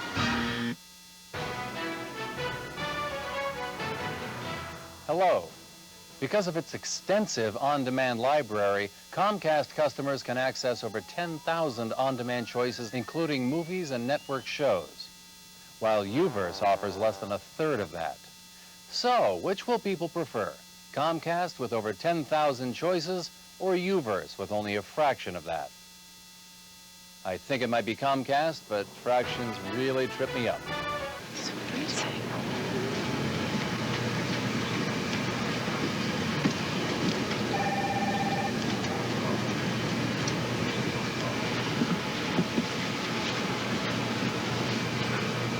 My Impreza has a Subaru Boxer engine. It's perfectly balanced for performance and handling. I love that engine. And I love anyone else who loves a Subaru engine too. Impreza love knows no bounds. Love. It's what makes a Subaru a Subaru. Lease the Subaru Impreza for $179 per month for 36 months with $12.99 due at signing. Hey, honey, 2 shampoos. Maybe they're just buying you off so you write a good review. It's working. It's working. Ah, they got me. Oh, it's working. Hotel reviews from people like you. Welcome to Hotels.com. Epcot. Welcome back, everyone. ESPN's coverage of spring training baseball presented by Dick's Sporting Goods. The park's full of people today enjoying the great weather out here, and certainly the park just outside of the Hollywood Tower of Terror is full of baseball fans who are drinking in the good weather and getting a chance to watch some baseball. 7-2, the Astros lead the Braves in the bottom of the 7th inning. As we move from the Animal Kingdom over here. Champion Stadium, Disney's Wide World of Sports. It has been home to some outstanding sporting events and will be for the future. And it will be rebranded as ESPN very shortly, which will provide an incredible sports experience for the fans of all sports that come down to Disney World. And we are delighted once again to be a part of ESPN the weekend. Always a highlight for those of us at ESPN, a chance to get together with the folks who watch the network and have some questions. And if you do come down here or can in the future, you get a chance to meet and greet the players, the athletes, and the personalities that you sit at home and watch all the time. It's really as neat for us as it is, I think, for the fan at home. Omar Infante, ground ball to shortstop, kicked over there, and Infante is going to be safe on the arrow. You know, we were talking a little bit about the New York Yankees. I think the one name we didn't talk about was Chien-Ming Wang, back and healthy. And I mean, that's a difference in adding depth to that rotation. So, you know, he's a #3 starter right now, and he had been the ace of their staff. And Andy Pettit 4, and you know, Jabba Chamberlain, if he starts out as the 5th starter, whether he moves if Phil Hughes comes up or not, I mean, I think you're looking at some real depth of their rotation. So I think they're better. I don't think there's any question about it. I think it puts them back at the level of competitiveness with the Tampa Bay Rays and the Boston Red Sox. I think they are too, but I think they're going to be, I think they could be a big force in that division if Jorge Posada comes back healthy and can catch, you know, 130, 125, 130 games, then DH a bunch of games. But, you know, that right shoulder injury, you saw what before he had it operated on, the throwing problems he had. You know, Molina did a great job. He's a great defensive catcher, but they need that leadership behind home plate that Posada can bring. I think there's a lot of pressure on Joe Girardi with all the changes that have been made. I mean, that's certainly one of the things that people look at, or who are the managers who've got to kind of have your team come through. You know, that's obviously going to be an important part of it for Girardi. I think I was discussing with Rodriguez. You know, he wants to, and I know Peter knows this, is kind of turn the page and ignore what people say. He's put himself in a position, I think, to, regardless of what he does, whether he hits 18 home runs, you know, or 48, everybody is always going to come back to, well, if you have 48, he must be doing something. And if you have 18, he should be back doing whatever it was that he was doing. And that's not, I don't know how that goes away. Or that answers the question. He's off the stuff. That's why he only hit 18 home. First of all, let's put it this way. I don't care what Alex Rodriguez is on. He's not going to hit 18 homers unless he only plays about 50 games. Right. That's the only way he'll hit 18 homers. He's too good a talent not to hit 35, 40 home runs no matter what he's doing. But, you know, I had a friend of mine that I played golf with a lot. He said, you know, a lot of times we don't want to accept yes as an answer. He admitted he did wrong. Let's move forward. You know, whether you want to think he's a cheater, whether you want to think his numbers should be skewed, he shouldn't be in the Hall of Fame, he shouldn't be considered the best player in baseball. That's your opinion. Live with it. But he admitted his wrongs, and now let's play baseball and see what goes on. Peter, I know you've talked to us, you know, before the game and certainly after the interview with him. You learned a lot about, or at least you believe you learned a lot about him as a human being, huh? Well, you know, that in the emotion of the day that he did the interview and pulling down the mask, I found him to be a lot more frail than I thought before. And I think there's a relaxation in that. I mean, listen, people are going to be hunting him down. They're going to be chasing his cousin, all the rest. But I think this does harden him a little bit, and I think that's probably a good thing. I mean, I think probably at times Alex was insecure about his image. I mean, I can remember players of the Orioles telling me that Cal Ripken was the most insecure player they ever met in their lives. I mean, it's, you know, the larger the star, usually the more insecure the person. And I do think that he'll, as long as nothing else comes up, I think this will enable him to just play without worrying about what came out of his past. I think that the other thing, and I think it's significant for him, is I think that, you know, there are other players on that team now that have a great deal of pressure. There's a great deal of pressure on Mark Teixeira. He's traditionally a slow starter. If he starts slowly, I mean, the attention's going to turn on him. I mean, you're going to have the attention on CC Sabathia. It's a little bit better situation for him this year than I think it's been in the past. Sergio Perez has worked himself into a big jam here. Brandon Jones laces one with the bases loaded into left field. Escobar's going to score. Francoeur gets held up at third base, and here come the Braves now, 7-3, nobody out and bases loaded. Carl, I look at the Alex Rodriguez situation through general manager's eyes, and I have to say I would be scared to death. I've got, $250 million invested in a guy over the next 9 years. And we're starting that 9 years with the last 18 months being really a self-destruction of a guy. I mean, it's been an awful downward spiral, and it seems to be there's one story after another. I agree with John. It's not going to be 18 home runs. I mean, the reality is that with Alex Rodriguez, it's going to be either 48 home runs or somewhere in the mid-30s. But even if he's that guy in the mid-30s, it doesn't seem to be good enough for New York Yankee fans. And that, the notion that the relationship that Alex has with the Yankee fans only affects the fans and Alex is wrong. It impacts everybody on the team because you get asked questions about it. You feel the negativity at times, and I worry for Alex, and I hope that this does unleash a burden for him, and that he can just play and get a year or two of not having a controversy, because this stuff can pile up on somebody, and sooner or later it can break you. No, I think Peter brought it up. I mean, the if question is out there. Buster only during the Alex Rodriguez press conference when he was in Tampa, the first thing out of Buster's mouth was if he's telling the whole truth. I think fair or unfair, there seems to be that question that surrounds Rodriguez, and I think not only Alex, but most of the players in baseball who've been involved. Well, and here's why. Because these guys in today's game of baseball, most of them have guys who cook for them. Most of them have guys that shop for them. Most of them have. These guys know everything, and they have to because of the banned substance list that's out there for all these players. They know everything that goes in their body. So when you hear the rationale that I didn't know what I was taking, I wasn't sure what it was, I didn't know I was taking performance-enhancing drugs, that's where people can call bull on that, because these guys have everything from what they eat and drink and everything measured and determined. This is what's going to do this for you. This food's going to do this. This is going to do this. This is going to do this. And then all of a sudden they say, I didn't know what I was taking. And for me, too, it's hard for me to believe when someone says, I didn't know what I was doing. I have trouble believing that. I had trouble believing it when Alex said it. I had trouble believing it when Barry Bonds said it. I have trouble believing that comment that someone's going to inject me with something. I'm not sure what it is, but yes, go ahead and do it. I don't believe it. That's a difficult one, because on some level, I think that if you trust somebody, doctor, trainer, and what they're giving you is working, there's something that's changing in you for the better, I'm not sure that you do kind of shut it down and say, I trust the person who's given it to me. If you take it to the extreme and a doctor gives you a medication, do you really know what's in it? Let me tell you this. If it's your doctor, it's your family doctor, and he did it, and you get caught and you fail a drug test, I would sue him, because he didn't inform you correctly on what's going in your body. No, you're right with all the things that have changed, and now the lists of substances that are on lists. Matty Diaz comes in to pinch hit. He delivers a seeing eye single. Francoeur is in, and now it's getting close here. It is 7-4. Peter? I think one of the most important things is to stop talking about the past, what he didn't know, what he did know. And I think for Alex, and it's one thing he's talked about, is moving forward. Maybe, and I think he's discussed this, making public all those drug tests. And David Ortiz talked about that. Other players are talking about it. I know, I'm sure the union will go nuts. The union is going to have a lot of problems. There are a lot of players looking for Don Fehr and Gene Orza when they come to their camps. There are a lot of answers to be given.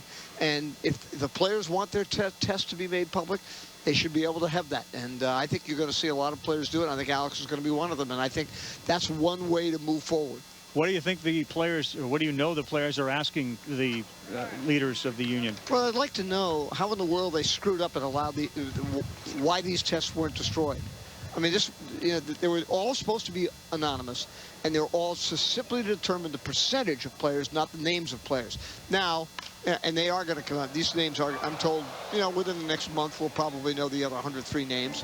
And there could be some very significant players whose careers get altered a little bit by this. And they'd like to know, I mean, why were their names on those tests, A, and B, how were they not destroyed? I mean, they just simply didn't do their job. So you're saying within a month, perhaps, we'll find out the 104 names that are on this list? I'm told there's a very good chance of that, yes.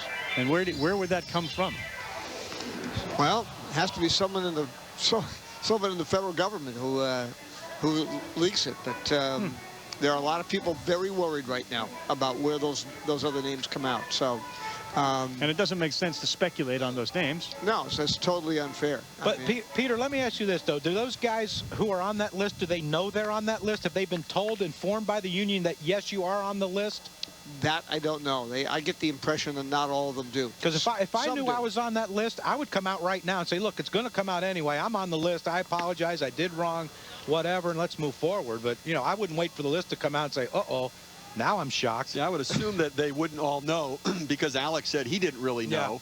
Yeah. And I would suspect that if they were going to inform anybody, it would be one of the superstars of the game.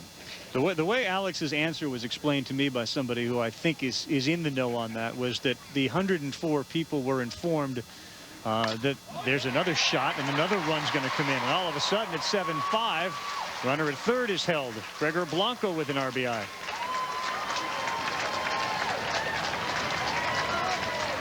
Blanco competing for some playing time in center field along with Josh Anderson and Jordan Schaefer. And good piece of hitting right here going the other way. They came set up inside, leave the breaking ball up and out over the plate. Does a nice job going the other way. That's what you want to see with a young guy, not being too anxious, letting the ball get deep into the zone. And Blanco playing for the Venezuelan team in the World Baseball Classic. Brooks Conrad now comes up, and it looks like Cecil's going to make a pitching change. But the way it was explained to me with regards to Rodriguez in that answer is that the players who were on the list were told that they were on the list. They also were told that the reason that they may or may not have tested positive for a banned substance. Allegedly, the numbers were, I believe, 98 players who tested positive for banned substances and 6 who tested positive under the sort of global banned substance, but not with regards to baseball. So in fact, you committed a sin, but you didn't commit the ultimate sin, and that gray area of those 6 didn't know. And that's why Alex, I believe, was told to say, or did say, I'm not sure if I tested positive or not, because he did test positive, or that person tested positive under the bigger umbrella, but not necessarily for the banned substances under baseball. It sounds a little confusing, but that's where that gray area, I think, exists. The problem we have is that we want to move forward, and I think everybody would like to move forward and not continue to have to talk about it, but it's not going away. I mean, we're going to get 103 other names. That's going to make this story have legs. Then people are going to have to listen to their admissions. We're going to track down the facts of their statements. That's the problem with that. If, in fact, that list just pours out, and here's 104, is that 98 of them allegedly tested positive for banned substances under baseball's rules, and there are 6 that didn't, and you're going to try to figure out which 6? They're not going to. You think they're going to associate the names of the substances that were used? It won't matter at that point. It's guilt by association right now anyways. I mean, you can look out on the field, and I'm to the point now, I'm not ever surprised that another name comes out. Because like I say, you can always, on the back end, justify the numbers that somebody put up. Say, oh, now I can see where maybe that would have impacted them. The feeling is and listen, Derek Jeter gets mad about this. He says, not everybody was doing this. Yes. But you know what? You look at it and think, I'm not ever surprised, because I'm assuming at this point, well, maybe everybody was doing it. Not everybody, but I'm thinking it's more like 70 to 75%, where I thought before it was more like 20%. And that's a big gap. Yeah, I would never throw a percentage on it, because like Steve said, though, nothing surprises you anymore. Whoever's name comes out. But the thing I don't like is when a guy has a spike in numbers, the first thing you initially think is, uh-oh, he's on something. Or if his numbers drop off in a year, oh, he must be off of it. That's a sad thing to me, because, there's so many great players right now who are clean and doing it the right way. Lance Berkman spoke out. Roy Oswalt has spoken out. Two of the best players in baseball at their respective positions, and they're speaking out. And, the last thing you want to do is, and what they want to do is be lumped in with all these guys who are cheating. Brooks Conrad to third, scooped over there, toss over, double play. Run comes in. It's now a 7-5 ball game. I mean, the reality is, as you're saying, numbers can spike just because a player figures something out. I mean, Roger Maris hit 39 home runs before he hit 61, and then I don't think he hit over 29 again after that. So, I mean, there are those anomalies where things can happen. Nowadays, though, we assume that there's something else connected to it. Didn't Joe Torre have one of those years playing? Jimmy Rollins had one of, in 2007, he hit 30 homers. Foster. He hit 30 homers, and last year he hit, 12, and he had the ankle injury that hinders your power and stuff like that. But I don't think anyone would ever consider Jimmy Rollins to be a cheater in baseball. It just happened that he had an unbelievable year. He got on a great roll, and he hit 30 homers. And last year he had an ankle injury, and his numbers suffered. The counter argument to that is, in support of Rodriguez, is that there has not been really those huge peak years. He's always been kind of consistent. So, so you can't point to, oh, I see from the 01 to 03 where he admitted the numbers aren't really any different. Plus, he was in Texas, which is a hitter's ballpark. But listen, the question is, does it help? Players tell you it helps because they use it, and they keep using it for multiple years. So, I mean, I think that the statement is pretty clear by the actions of the players that they used it, felt benefits from it, and kept using it. Martin Prado to center field. It looks like this one is going to end the inning. But 4 across from the Braves, and all of a sudden we got ourselves a one-run ball game. 2 innings left to play. Spring training baseball presented by Dick's Sporting Goods is back after this.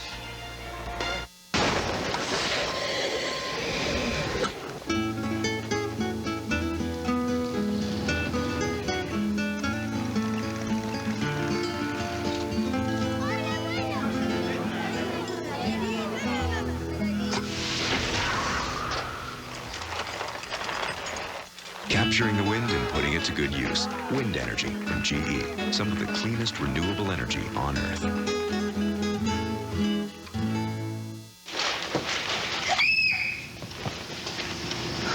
Honey, it's the money we could be saving with Geico. Tell me. I'm on it. Geico. 15 minutes could save you 15% or more on car insurance. It's the money you could be saving with Geico. He's not much for conversation, but if he was, it would be a conversation about saving you money. Geico. 15 minutes could save you 15% or more on car insurance. Here is Kevin Shale's Comfort Suites Hotel. Here's the spacious room where he relaxed with the free paper, the desk where Kevin took advantage of the free internet, and where he grabbed a free hot breakfast to start his morning. So where's Kevin? He's out treating his customers to lunch with the money he didn't spend back at his hotel. Spacious rooms, free breakfast, free internet. And now when Kevin stays 2 times, he gets a free night. And so can you. Choice hotels are everywhere with the best value anywhere. Sports are great for a kid's body. Steroids aren't. They can ruin tendons in legs and arms. Steroids can stunt bone growth and increase the chances of liver cancer, heart attack, and stroke. Steroids don't make great athletes. They destroy them. Talk to your kids. Need help? Get help. Visit drugfree.org.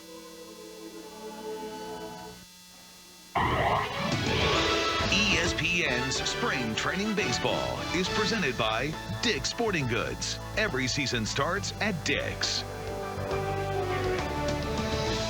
8th inning of the only spring training baseball game that we will have on ESPN. We will be the home to the World Baseball Classic. 23 of the 29 games to be seen on the ESPN networks, and we look forward to bringing you the semifinals and finals as well. But spring training baseball kicking off ESPN the weekend here with Steve Phillips and John Kruk. Peter Gammons, I'm Carl Ravitch. And certainly looking forward to another great season of baseball and baseball tonight as well. We hope you'll continue to tune in and follow the action each and every night. Ground ball by Ramirez. Out at first. Nice play over there by the shortstop, Omar Infante.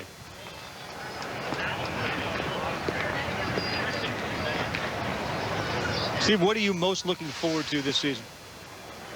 You know, I think that I think the 2 races that I think are going to be the most interesting are the American League Central and the American League East. I just think, you know, you look at the Red Sox, Rays, and Yankees, and I think it's going to be a tremendous race. And I look at the American League Central, you know, we have to make predictions. I don't know where to go. I mean, the Indians, I think, are much better. The White Sox won it last year. The Tigers are improved, and the Minnesota Twins, I mean, they're young pitching in a full year of Francisco Liriano. It's tough to really predict. I just think that there's going to be some great races. Bonds are being lost for the season? had no impact on them at all. They've got such great depth there. And, he wasn't much of an impact last year, but, they do it the right way. Their pitchers throw strikes. They work ahead in the count. They get hitters to chase pitches off the plate because they do throw strikes to the corners. They play defense. You like the Creedy signing? I think Creedy's huge for them.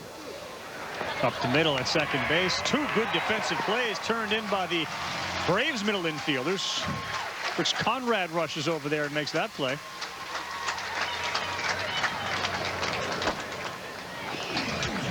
So you like the Creedy. All right, Boys and Girls Club of America, the official charity of Major League Baseball, reaching more than 4 million kids worldwide. Together they create a positive place for kids. They just seem to make the right decisions. And they don't make a lot of them, but they seem to make the right ones. And you're right, people forget if Liriano is completely healthy for a full year, look out. That's Cy Young type stuff. And they have a 100 RBI guy who missed significant time last year, and Michael Kadire, who's healthy and going to be back playing this year. So, it's going to be a big boost to their offense. It's going to give help to Maurer and Morneau in the middle of that lineup. And, Denard Span, what he did last year defensively and offensively, it makes Gomez a lot more cognizant of, playing time. And maybe it could make him bear down and be a better player. Quick top of the 8th. We'll get Peter Gammon's thoughts on the American League Central when we come back. Spring training baseball presented by Dick's continues on ESPN The Weekend 2009. Pistons, Celtics, and Lakers, Suns. Sunday on ABC. They got everything. Not everything. That's not mine. Yo, you covered for this? I don't know. You need to call my agent. You should know you're covered. Come on, man. It's not mine. Call one of our 17,000 State Farm agents today. Hey, honey, 2 shampoos. Maybe they're just buying you off so you write a good review. And it's working. It's working. Ah, they got me. Ah, it's working. Hotel reviews from people like you. Welcome to Hotels.com.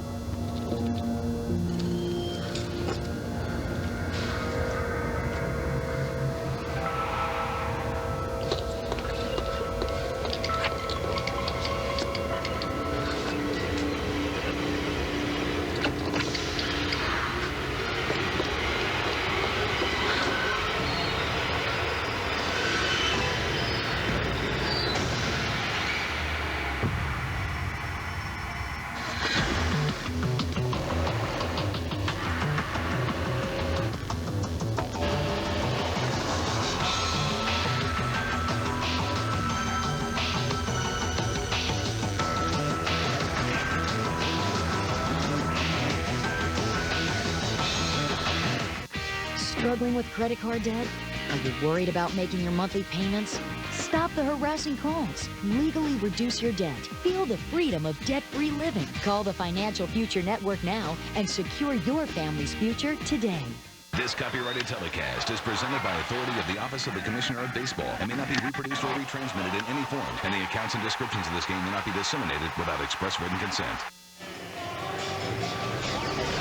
Welcome back. We've moved to the bottom of the 8th inning with the Astros, who had a 7-2 lead at one point, gave up 4 runs in the 7th inning, and now it's 7-6. Freddie Freeman steps in. We are continuing our discussion. American League Central as that ball is hit deep to right field off the bat of Freeman. It's gone, and we're tied.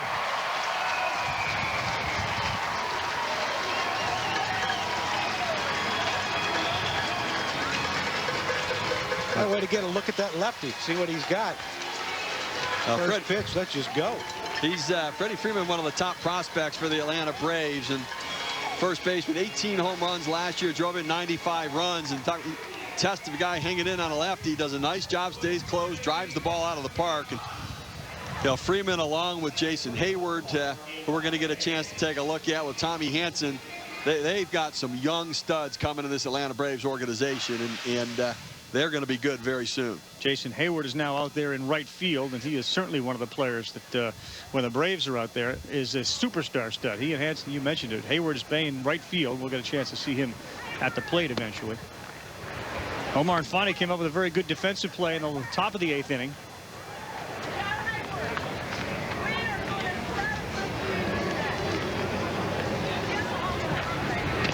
You know, as a general manager, spring training is a great time of year because you get all of the players in your organization in camp at once. The minor league players tend to report somewhere around the first week in March. But to be able to really kind of get a feel for all of the talent level of your organization, you get excited about your major league roster, but it's that chance to see some of the young players in the organization and start to dream about where they're going to fit in and get a sense of a timeline for them. And also the depth that you have down at the minor league level, particularly at AAA, where you have some insurance policies if you have injuries during the course of the season.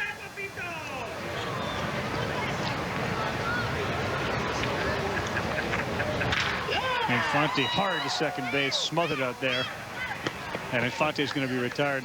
Peter, I guess one of the teams that we all thought after the winter meetings in Tennessee was going to be really good last year and wasn't with the Tigers. Where do you think they end up this year? You know, Carl, of all the teams that I've seen thus far, they've surprised me the most. They're better than I thought I was going to think they are. First, I mean, as their starters had a 5.03 ERA last year. I'm convinced Verlander will come back and be terrific. He just got mechanically screwed up, and Bonnerman's arm is okay now. They picked up, you know, Edwin Jackson really helps them. But I think one of the other things that's so important is getting Adam Everett at short, Brandon Inge at third. It changes the defense, which makes the pitching a lot better. And, you know, I watched Joel Zumaya throw the other day. It looked like 2006 all over again. That's important. And they have a kid named Rick Porcello who's right there with Hanson. This kid, I just think by June or July, he may be 20. He's going to be in the rotation and be a really good major league starter. Peter, how about Dontrell Willis? What's their sense? I read that he was enthused about his first time out throwing the ball and felt good about it. But what do they see with him? Well, you know, it's throwing batting practice. He's throwing strikes, and I kind of shrugged. And he went, I didn't throw strikes in batting practice last year. So, I mean, you know, he thinks he lost some weight. He thinks he's found his delivery a little bit here. So they don't know where they're going with either Willis or Nate Robertson, but they're hoping one of them could be a fifth starter early in the season. And that's would give them some, at least, you know, some time to allow Porcello to pitch a little bit in Double-A and then be in the big leagues. Jason Hayward, the superstar prospect, along with Tommy Hanson, has got himself a walk, and he's on first base. Baseball America ranks the top 100 prospects, and Hanson and Hayward, I think are 4 and 5 on that list. Peter, is that right, or right near the top? I believe so, and yeah, they're right at the top. Hanson really more off the Arizona Fall League, but Hayward is just a great from Atlanta. Parents both went to Dartmouth. He's a special individual and immense talent. I mean, what Roy Clark does as scouting director to me is amazing, and especially the way they pound that Georgia area. They really do. And, you know, when you look at young players, what scouts and front office people do, they look at their projection. You kind of look at him, what he is today, and you close your eyes and dream about what he can become. And you look at the physique of a guy like Hayward. I mean, he is built, and he can fill out that frame. There's been a lot of comparisons like Willie McCovey, sort of, you know, build and swing. I mean, McCovey ended up being a real big guy at first base. This kid can run. He's much more athletic, but the size and strength, he's got a chance to be one of those power bats that hits for average. I mean, he is some kind of specimen. Kind of dwarfing Hubbard over at first base. Yeah. Many do. Yes, they do. Fred McGriff type, I mean, home run hitter for them? I mean, listen, it's hard to put labels on guys. I hesitate to do it because you start to have that build expectation. But dropped Willie McCovey. I did drop Willie McCovey, Hall of Fame, 540 home runs on him. But I mean, yeah, I mean, this kid's got the ability. And what's interesting, we saw the Freeman kid, Freddie Freeman, hit the home run. He and Freeman have become great friends, and you like that when you have top prospects. They can form this partnership and come up together. J.C. Boscan to the gap. It's going to go to the wall. That's not going to prevent Hayward from scoring. He rolls around third. He's in. Atlanta's comeback is complete. The bottom of the 8th, and they go up by a score of 8-7.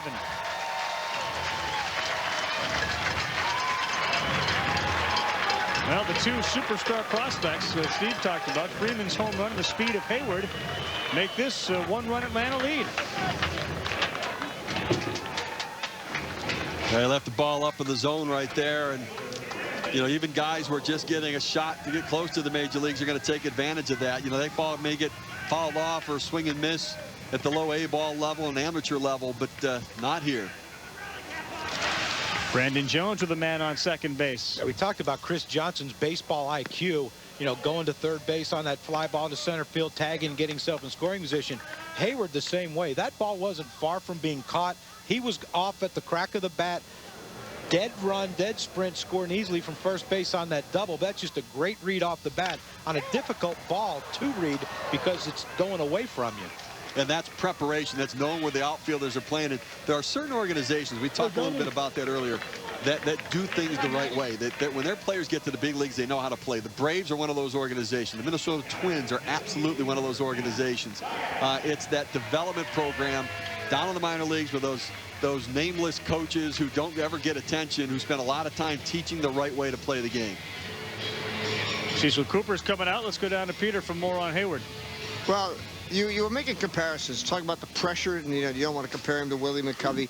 I mean, last couple of years in spring training, I'd be with the Padres, and they were always saying Paul McAnulty might be the next John Kruk. And the poor guy didn't make it. I think it was just because there was so much pressure on him to try to be another John Kruk. Good point, Peter.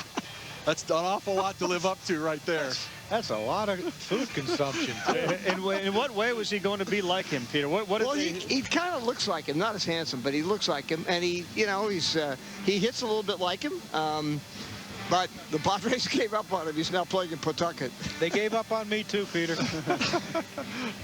I'll pay you later. Thanks, buddy.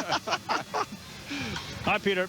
Steve talked about the races that he's most excited about going into 2009 in the American League East and Central. What are some of the storylines that you're most excited about for this upcoming season? Well, I'll tell you, I still like this National League Central a lot. I mean, people forget they had 4 teams, 85 wins or more last year, and there's so many things that you can't really see. I'm not sure that the Cubs didn't lose more in Kerry Wood and Mark DeRosa than a lot of people realize, especially in terms of the everyday makeup of that team. Now look at the Cardinals. How in the world did they win 86 games last year with Adam Wainwright and Chris Carpenter starting 23 games? If those two guys can start between them, start 50 games, 60 games, I think they're going to have a chance to really compete. I don't know how Shoemaker's going to play at second base, but Cardinals are always turn out to be better. I said to Tony La Russa last spring, Tony, this is really going to be a long year. He looked at me and said, no, Peter, come back and check with me at the end of September. I did. They had 86 wins. And you give them Carpenter or Wainwright, 2 top-of-the-rotation guys, I think they'll make a really good run. I think Cincinnati improves. I mean, their young pitching is another year older. Maybe a full season under their belt for a guy like Votto and obviously Jay Bruce. I mean, I love Votto. I love Bruce. I like, Brandon Phillips. In terms of their defensive efficiency, if you take those numbers, they were actually the only team in baseball better than Houston last year. And if their 4 or 5 starting pitchers stay healthy, they're going to be pretty good. Good news for Dusty Baker. We love when Dusty gets good news. Well, you're right, though. Aaron Harang's not going to be that guy last year. You hope not. Bronson Arroyo is a proven winner. The young pitchers that you talk about, I mean, they go 4 deep pretty well. The Brewers are interesting. They're going to score, but boy, that's. I mean, they rode CC hard down the stretch. You lose Sheets and Sabathia. I mean, Ben Sheets, although he kind of got hurt toward the end of the year, had a good early part of the season. Yvonne Gallardo back with a full season. I like him a lot, but I worry about the Brewers this year that the pitching's just not going to be there to keep pace in that division. And you go out west in the National League, and obviously Matt Holliday has left the Colorado Rockies. You wonder if they're going to be able to compete. I kind of love the San Francisco Giant pitching. It appears more and more like Manny's going to end up with Los Angeles, even though San Francisco was kind of flirting with the idea for a while. It seemed to be such a great fit, but I guess he'd be a great fit everywhere except Boston, maybe. Is that a Diamondback Dodger division? I think so. I absolutely think so. But if the Dodgers get Manny, you'd have to give them the edge. But I said it earlier, if the Giants get Manny, then you give the Giants the edge with that great starting pitching that they have. But I think Arizona with that starting pitching, Webb and Herron especially, Scherzer's hopefully going to be healthy and ready to go and pitch a full season with them. They have the ability to win just on their pitching alone. All right, line drive. It's out. 3 outs away from a Brave victory. We're going to the 9th with the Astros trailing 8-7.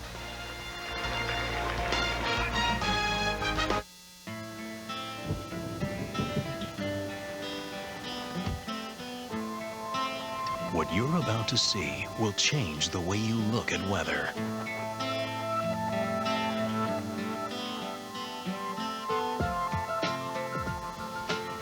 Presenting the revolutionary Rain-X Latitude wiper blades from the maker of Rain-X Original Glass Treatment.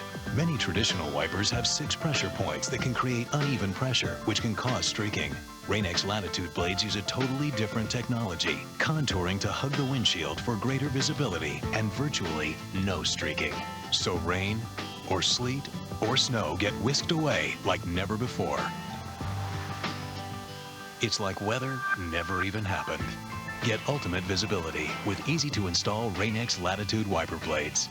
Order 2 blades starting at $17.99 each and get the complete ultimate visibility pack for free. Rain-X, outsmart the elements. ESPN.com/Bill Simmons. Following. The Celtics. Are NBA champions once again. The Fighting Irish. Playing at Notre Dame was Mike Golic. really the greatest experience of my football. Serbian table tennis sensation Biba Golic. The new ESPN.com. Follow your sports. Dear PlayStation, MLB 09 The Show thinks I can't hit the high and inside fastball. You're going to fix that, right? Well, Dustin, PlayStation gamers demand the most realistic baseball game ever, so we're just going to keep it as is. It's called integrity. Oh, I'm sorry. I was just polishing my MVP trophy. How many MVPs do you know that can't hit that pitch? Apart from you? MLB 09 The Show, the most realistic baseball game ever. Rated E for everyone. We're back, everyone. It is 8-7 Braves leading the top of the ninth. Thanks to 6 runs in the 7th and 8th. They now have a 1-run lead. And Parr is still pitching. Reggie Abercrombie leads off a triple he had on the 6th inning, and it was as close to an inside the park home run as a routine triple would be. He can motor. Swings and misses there. We watched him taking batting practice today. He's got a lot of movement in that swing, and really starts with his hands lower than I'd like to see. I'd rather see him. His hands almost start below the top of his strike zone, which means he has to elevate his hands in order to hit the high ball, and that's a high fastball right there that he can't catch up to. Yeah, and the triple was an off-speed pitch that, you know, is a pitch that a guy who holds his hands low like that and doesn't get them back up can handle. But you see the hands right there, how they never get to where that good hitting position should be. And that's the thing, when you keep your hands low, consistency with getting your hands there is going to be difficult, and that pitch is going to be almost impossible. Then how does somebody then who has a trouble hitting that ball get this far in baseball? Well, I mean, look at Eric Davis. Eric Davis was an absolutely fantastic player in the 80s and 90s, and he had trouble with that pitch. The problem is most guys can't throw it there consistently. You see the pitch, it's above his hands. Now, what Eric Davis did, that pitch is a ball. He didn't swing at it as he got more accustomed to his strike zone. Edwin Masonette fouls one out of play down the right field line. I think the other thing is that you know, you get to the major league level, when they dissect the hitter's approach at the plate, they can then execute the pitch to get them out. Right. At Double-A and Triple-A, they can't. Those guys still put up numbers, and he has the tools to still be a role player on a team. He can play some defense. He can cover ground on the outfield. He can throw. He can do some things. So there's a role for him on the team. But the thing that keeps him from being an everyday player is that approach at the plate to be consistently good to be able to make contact. We talked with Bobby a little while ago, Bobby Cox, the manager, and he mentioned Moylan and Soriano. The back end of this bullpen, if healthy, is going to be strong enough, and the closing situation is going to be good enough in this division?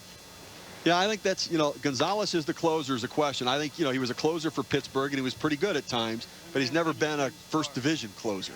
I mean, Soriano has had some arm injuries, but when he's healthy, he's got great stuff. I think they have the makings of a good bullpen, but I think you could look at it and say there are a lot of ifs there as well. Well, their bullpen's going to be good as long as their starting pitching's good. The more you have to bring in those 6, 7 inning guys, you know, the Moylans and guys like that, you know, if you bring them in a 4-game series and they have to pitch 3 of the 4 games, you're probably going to lose 3 of those 4 games. Not because of them, it's because the starting pitcher didn't get deep enough to give you a lead. Masonette fouls that one out of play. You know, the one thing Bobby Cox has always been able to do is if he's gotten good starting pitching and has a closer, he tends to figure out the bridge to get there.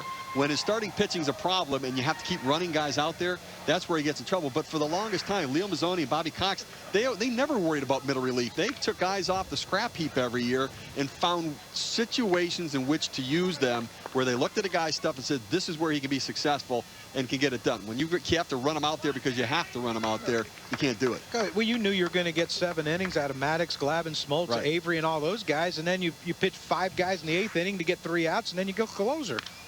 So that fouls another one out of play. You look at the Rays last year, the Red Sox the previous couple years, it does strike you and there's a lot of commonalities between teams that have success, but deep starting staffs that give you innings, quality innings, seem to be sort of a real benchmark for teams that are going to have success. You need 5 or 6 starters. Masonette lines that one to right center. All right, I mean, you build a solid starting staff, you can almost assure yourself of at least being in the discussion in September. Absolutely, because you're in the game for a greater number of innings. And every game. And it gives your offense a chance to do the thing. It takes pressure off your bullpen as well. That's why I like the Minnesota Twins, because they've got 5 deep with guys that keep them in the game on a regular basis. And that's why it's so hard a lot of times for small market teams to be consistent and compete, because they go 5 deep. They can't go 6 or 7. And what happens, gets hurt. Well, someone gets hurt, and then you have to bring up a guy who's not ready, not prepared to be a big league pitcher, and those games are losses for you. But they're not only losses for your team, they're also losses down the road, because now you're having to overextend your bullpen, get them overblown, and down the road it's going to cost you games later in the season with your better pitchers. 2 men down, Matt Cada. Last chance for the Astros here in the top of the 9th inning. And the other thing that we're seeing is a transition where defense is coming back to being important. I think it used to be that pitching and defense won. Then it became pitching and power during the quote-unquote steroid era, where guys hit the ball and it went over the wall, and you can't defend that. But now, because not as many balls are going out of the ballpark, defense becomes that much more critical, and that's really why the Astros stayed in the race last year. They were the best defensive team in the National League. Now, I know Peter likes to talk about, I believe it's called defensive efficiency. I mean, the evolution of statistics and what general managers and scouts look at, certainly that's going to be a big factor. And the defense is one of the hardest things to quantify. I mean, batting average, you get a hit, you don't get a hit. Power is extra bases, everything else. But you know, getting to making plays, hitting a certain position where one guy can get there, another guy can't. It's hard to quantify that in any way that really makes sense. 3-2 pitch to Matt Cada. Fouled and out of play.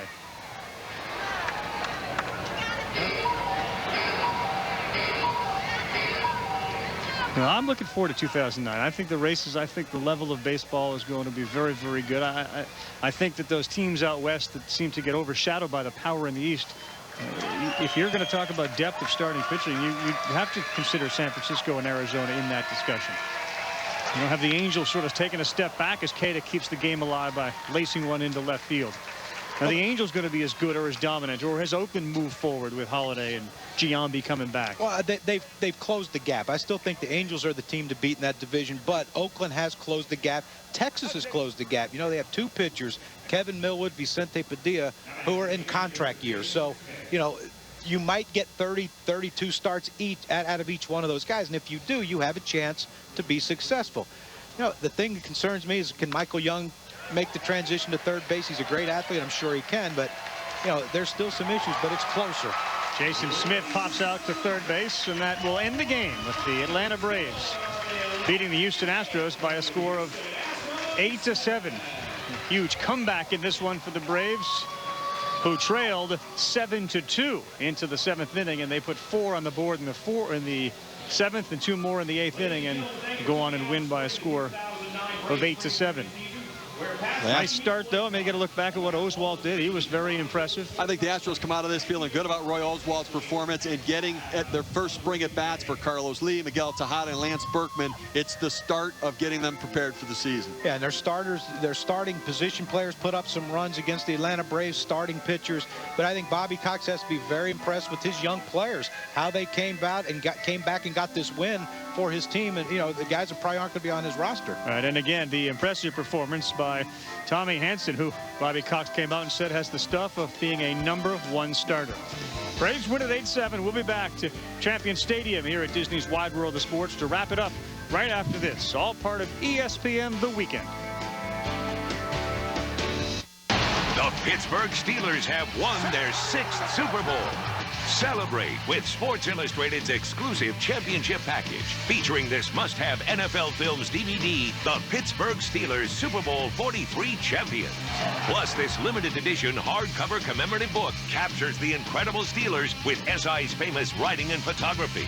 Go to SITVorder.com or call now to get both free with a paid subscription. 56 issues for only $1.59 an issue. Save 69% off the cover price. Use your credit card to get this officially licensed football honoring the champion Steelers. Designed exclusively for SI, it features scores from the entire season and includes a display stand and certificate of authenticity. Don't miss this exclusive offer. Go to SITVorder.com or call now to get the official DVD, the commemorative book, and the exclusive football. Go online to SITVorder.com or call 800-341-6400 right now. This is a special announcement. The public is entitled to purchase cars and homes seized by police and bank agents. An inventory of cars and homes are available now and will be sold to the public. Call 800-615-1420. Cars available from $500. Homes available from $199 a month. Down payment assistance available for those who qualify. For listings in your area, call 800-615-1420. That's 800-615-1420. Call 800-615-1420. The World Baseball Classic is back as Japan looks to defend its title. National pastime, international stars. The World Baseball Classic, March 5th through March 23rd on ESPN, ESPN2, and ESPN Deportes.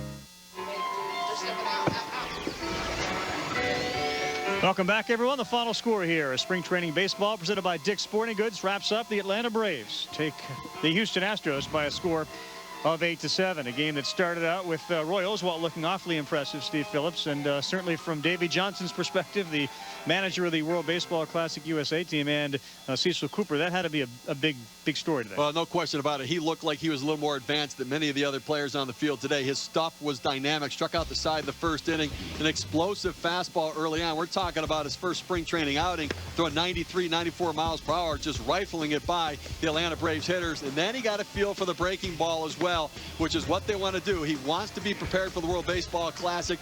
His stuff was sharp today, and they've got to feel very good about that. Fastball, breaking ball, everything working. There's the World Baseball Classic schedule, March 5th through the 23rd. 23 of the 39 games can be seen on ESPN and ESPN2. All the games can be seen on ESPN Deportes. And don't forget, the semifinals and finals will be broadcast on ESPN as well. How about the challenge for being the Astros when Oswalt is leaving? Or in the case of the Braves, Brian McCann is going to leave. He's the catcher, and they get some new pitchers, not necessarily in years, but certainly for this team. Oh, absolutely. And I think that should be a bigger concern for the Atlanta Braves with Brian McCann leaving than it is Roy Oswalt leaving the Houston Astros. You know, they know what Roy Oswalt has. The problem with Brian McCann is when you have a guy like a Derek Lowe who has that unbelievable sinker ball, that is something that catchers have to get used to. He doesn't know how much it breaks. He doesn't know how much it moves. He doesn't know what his slider does. If he waits till the start of the season to have to catch that pitch, it could cost them a game or two because of wild pitches, you know, and it could cost him injury with his thumb. You know, if he takes that sinker off the thumb, you know, especially the top hand, which he's a left-handed hitter, you know, it could cause his bat to slip too. All right, interesting. And please be sure to tune in Sunday 4 to 6 for our Baseball Tonight special from ESPN The Weekend. The final score here, Atlanta 8, Houston 7. Up next, NFL Live presented by Pizza Hut as part of the weekend presented by Dick's Sporting Goods. For Steve Phillips, John Kruk, and Peter Gammons, I'm Carl Ravitch saying so long from Disney's Wide World of Sports Champion Stadium. This has been a presentation of ESPN, the worldwide leader in sports. Now to SportsCenter right now with Jay Harris.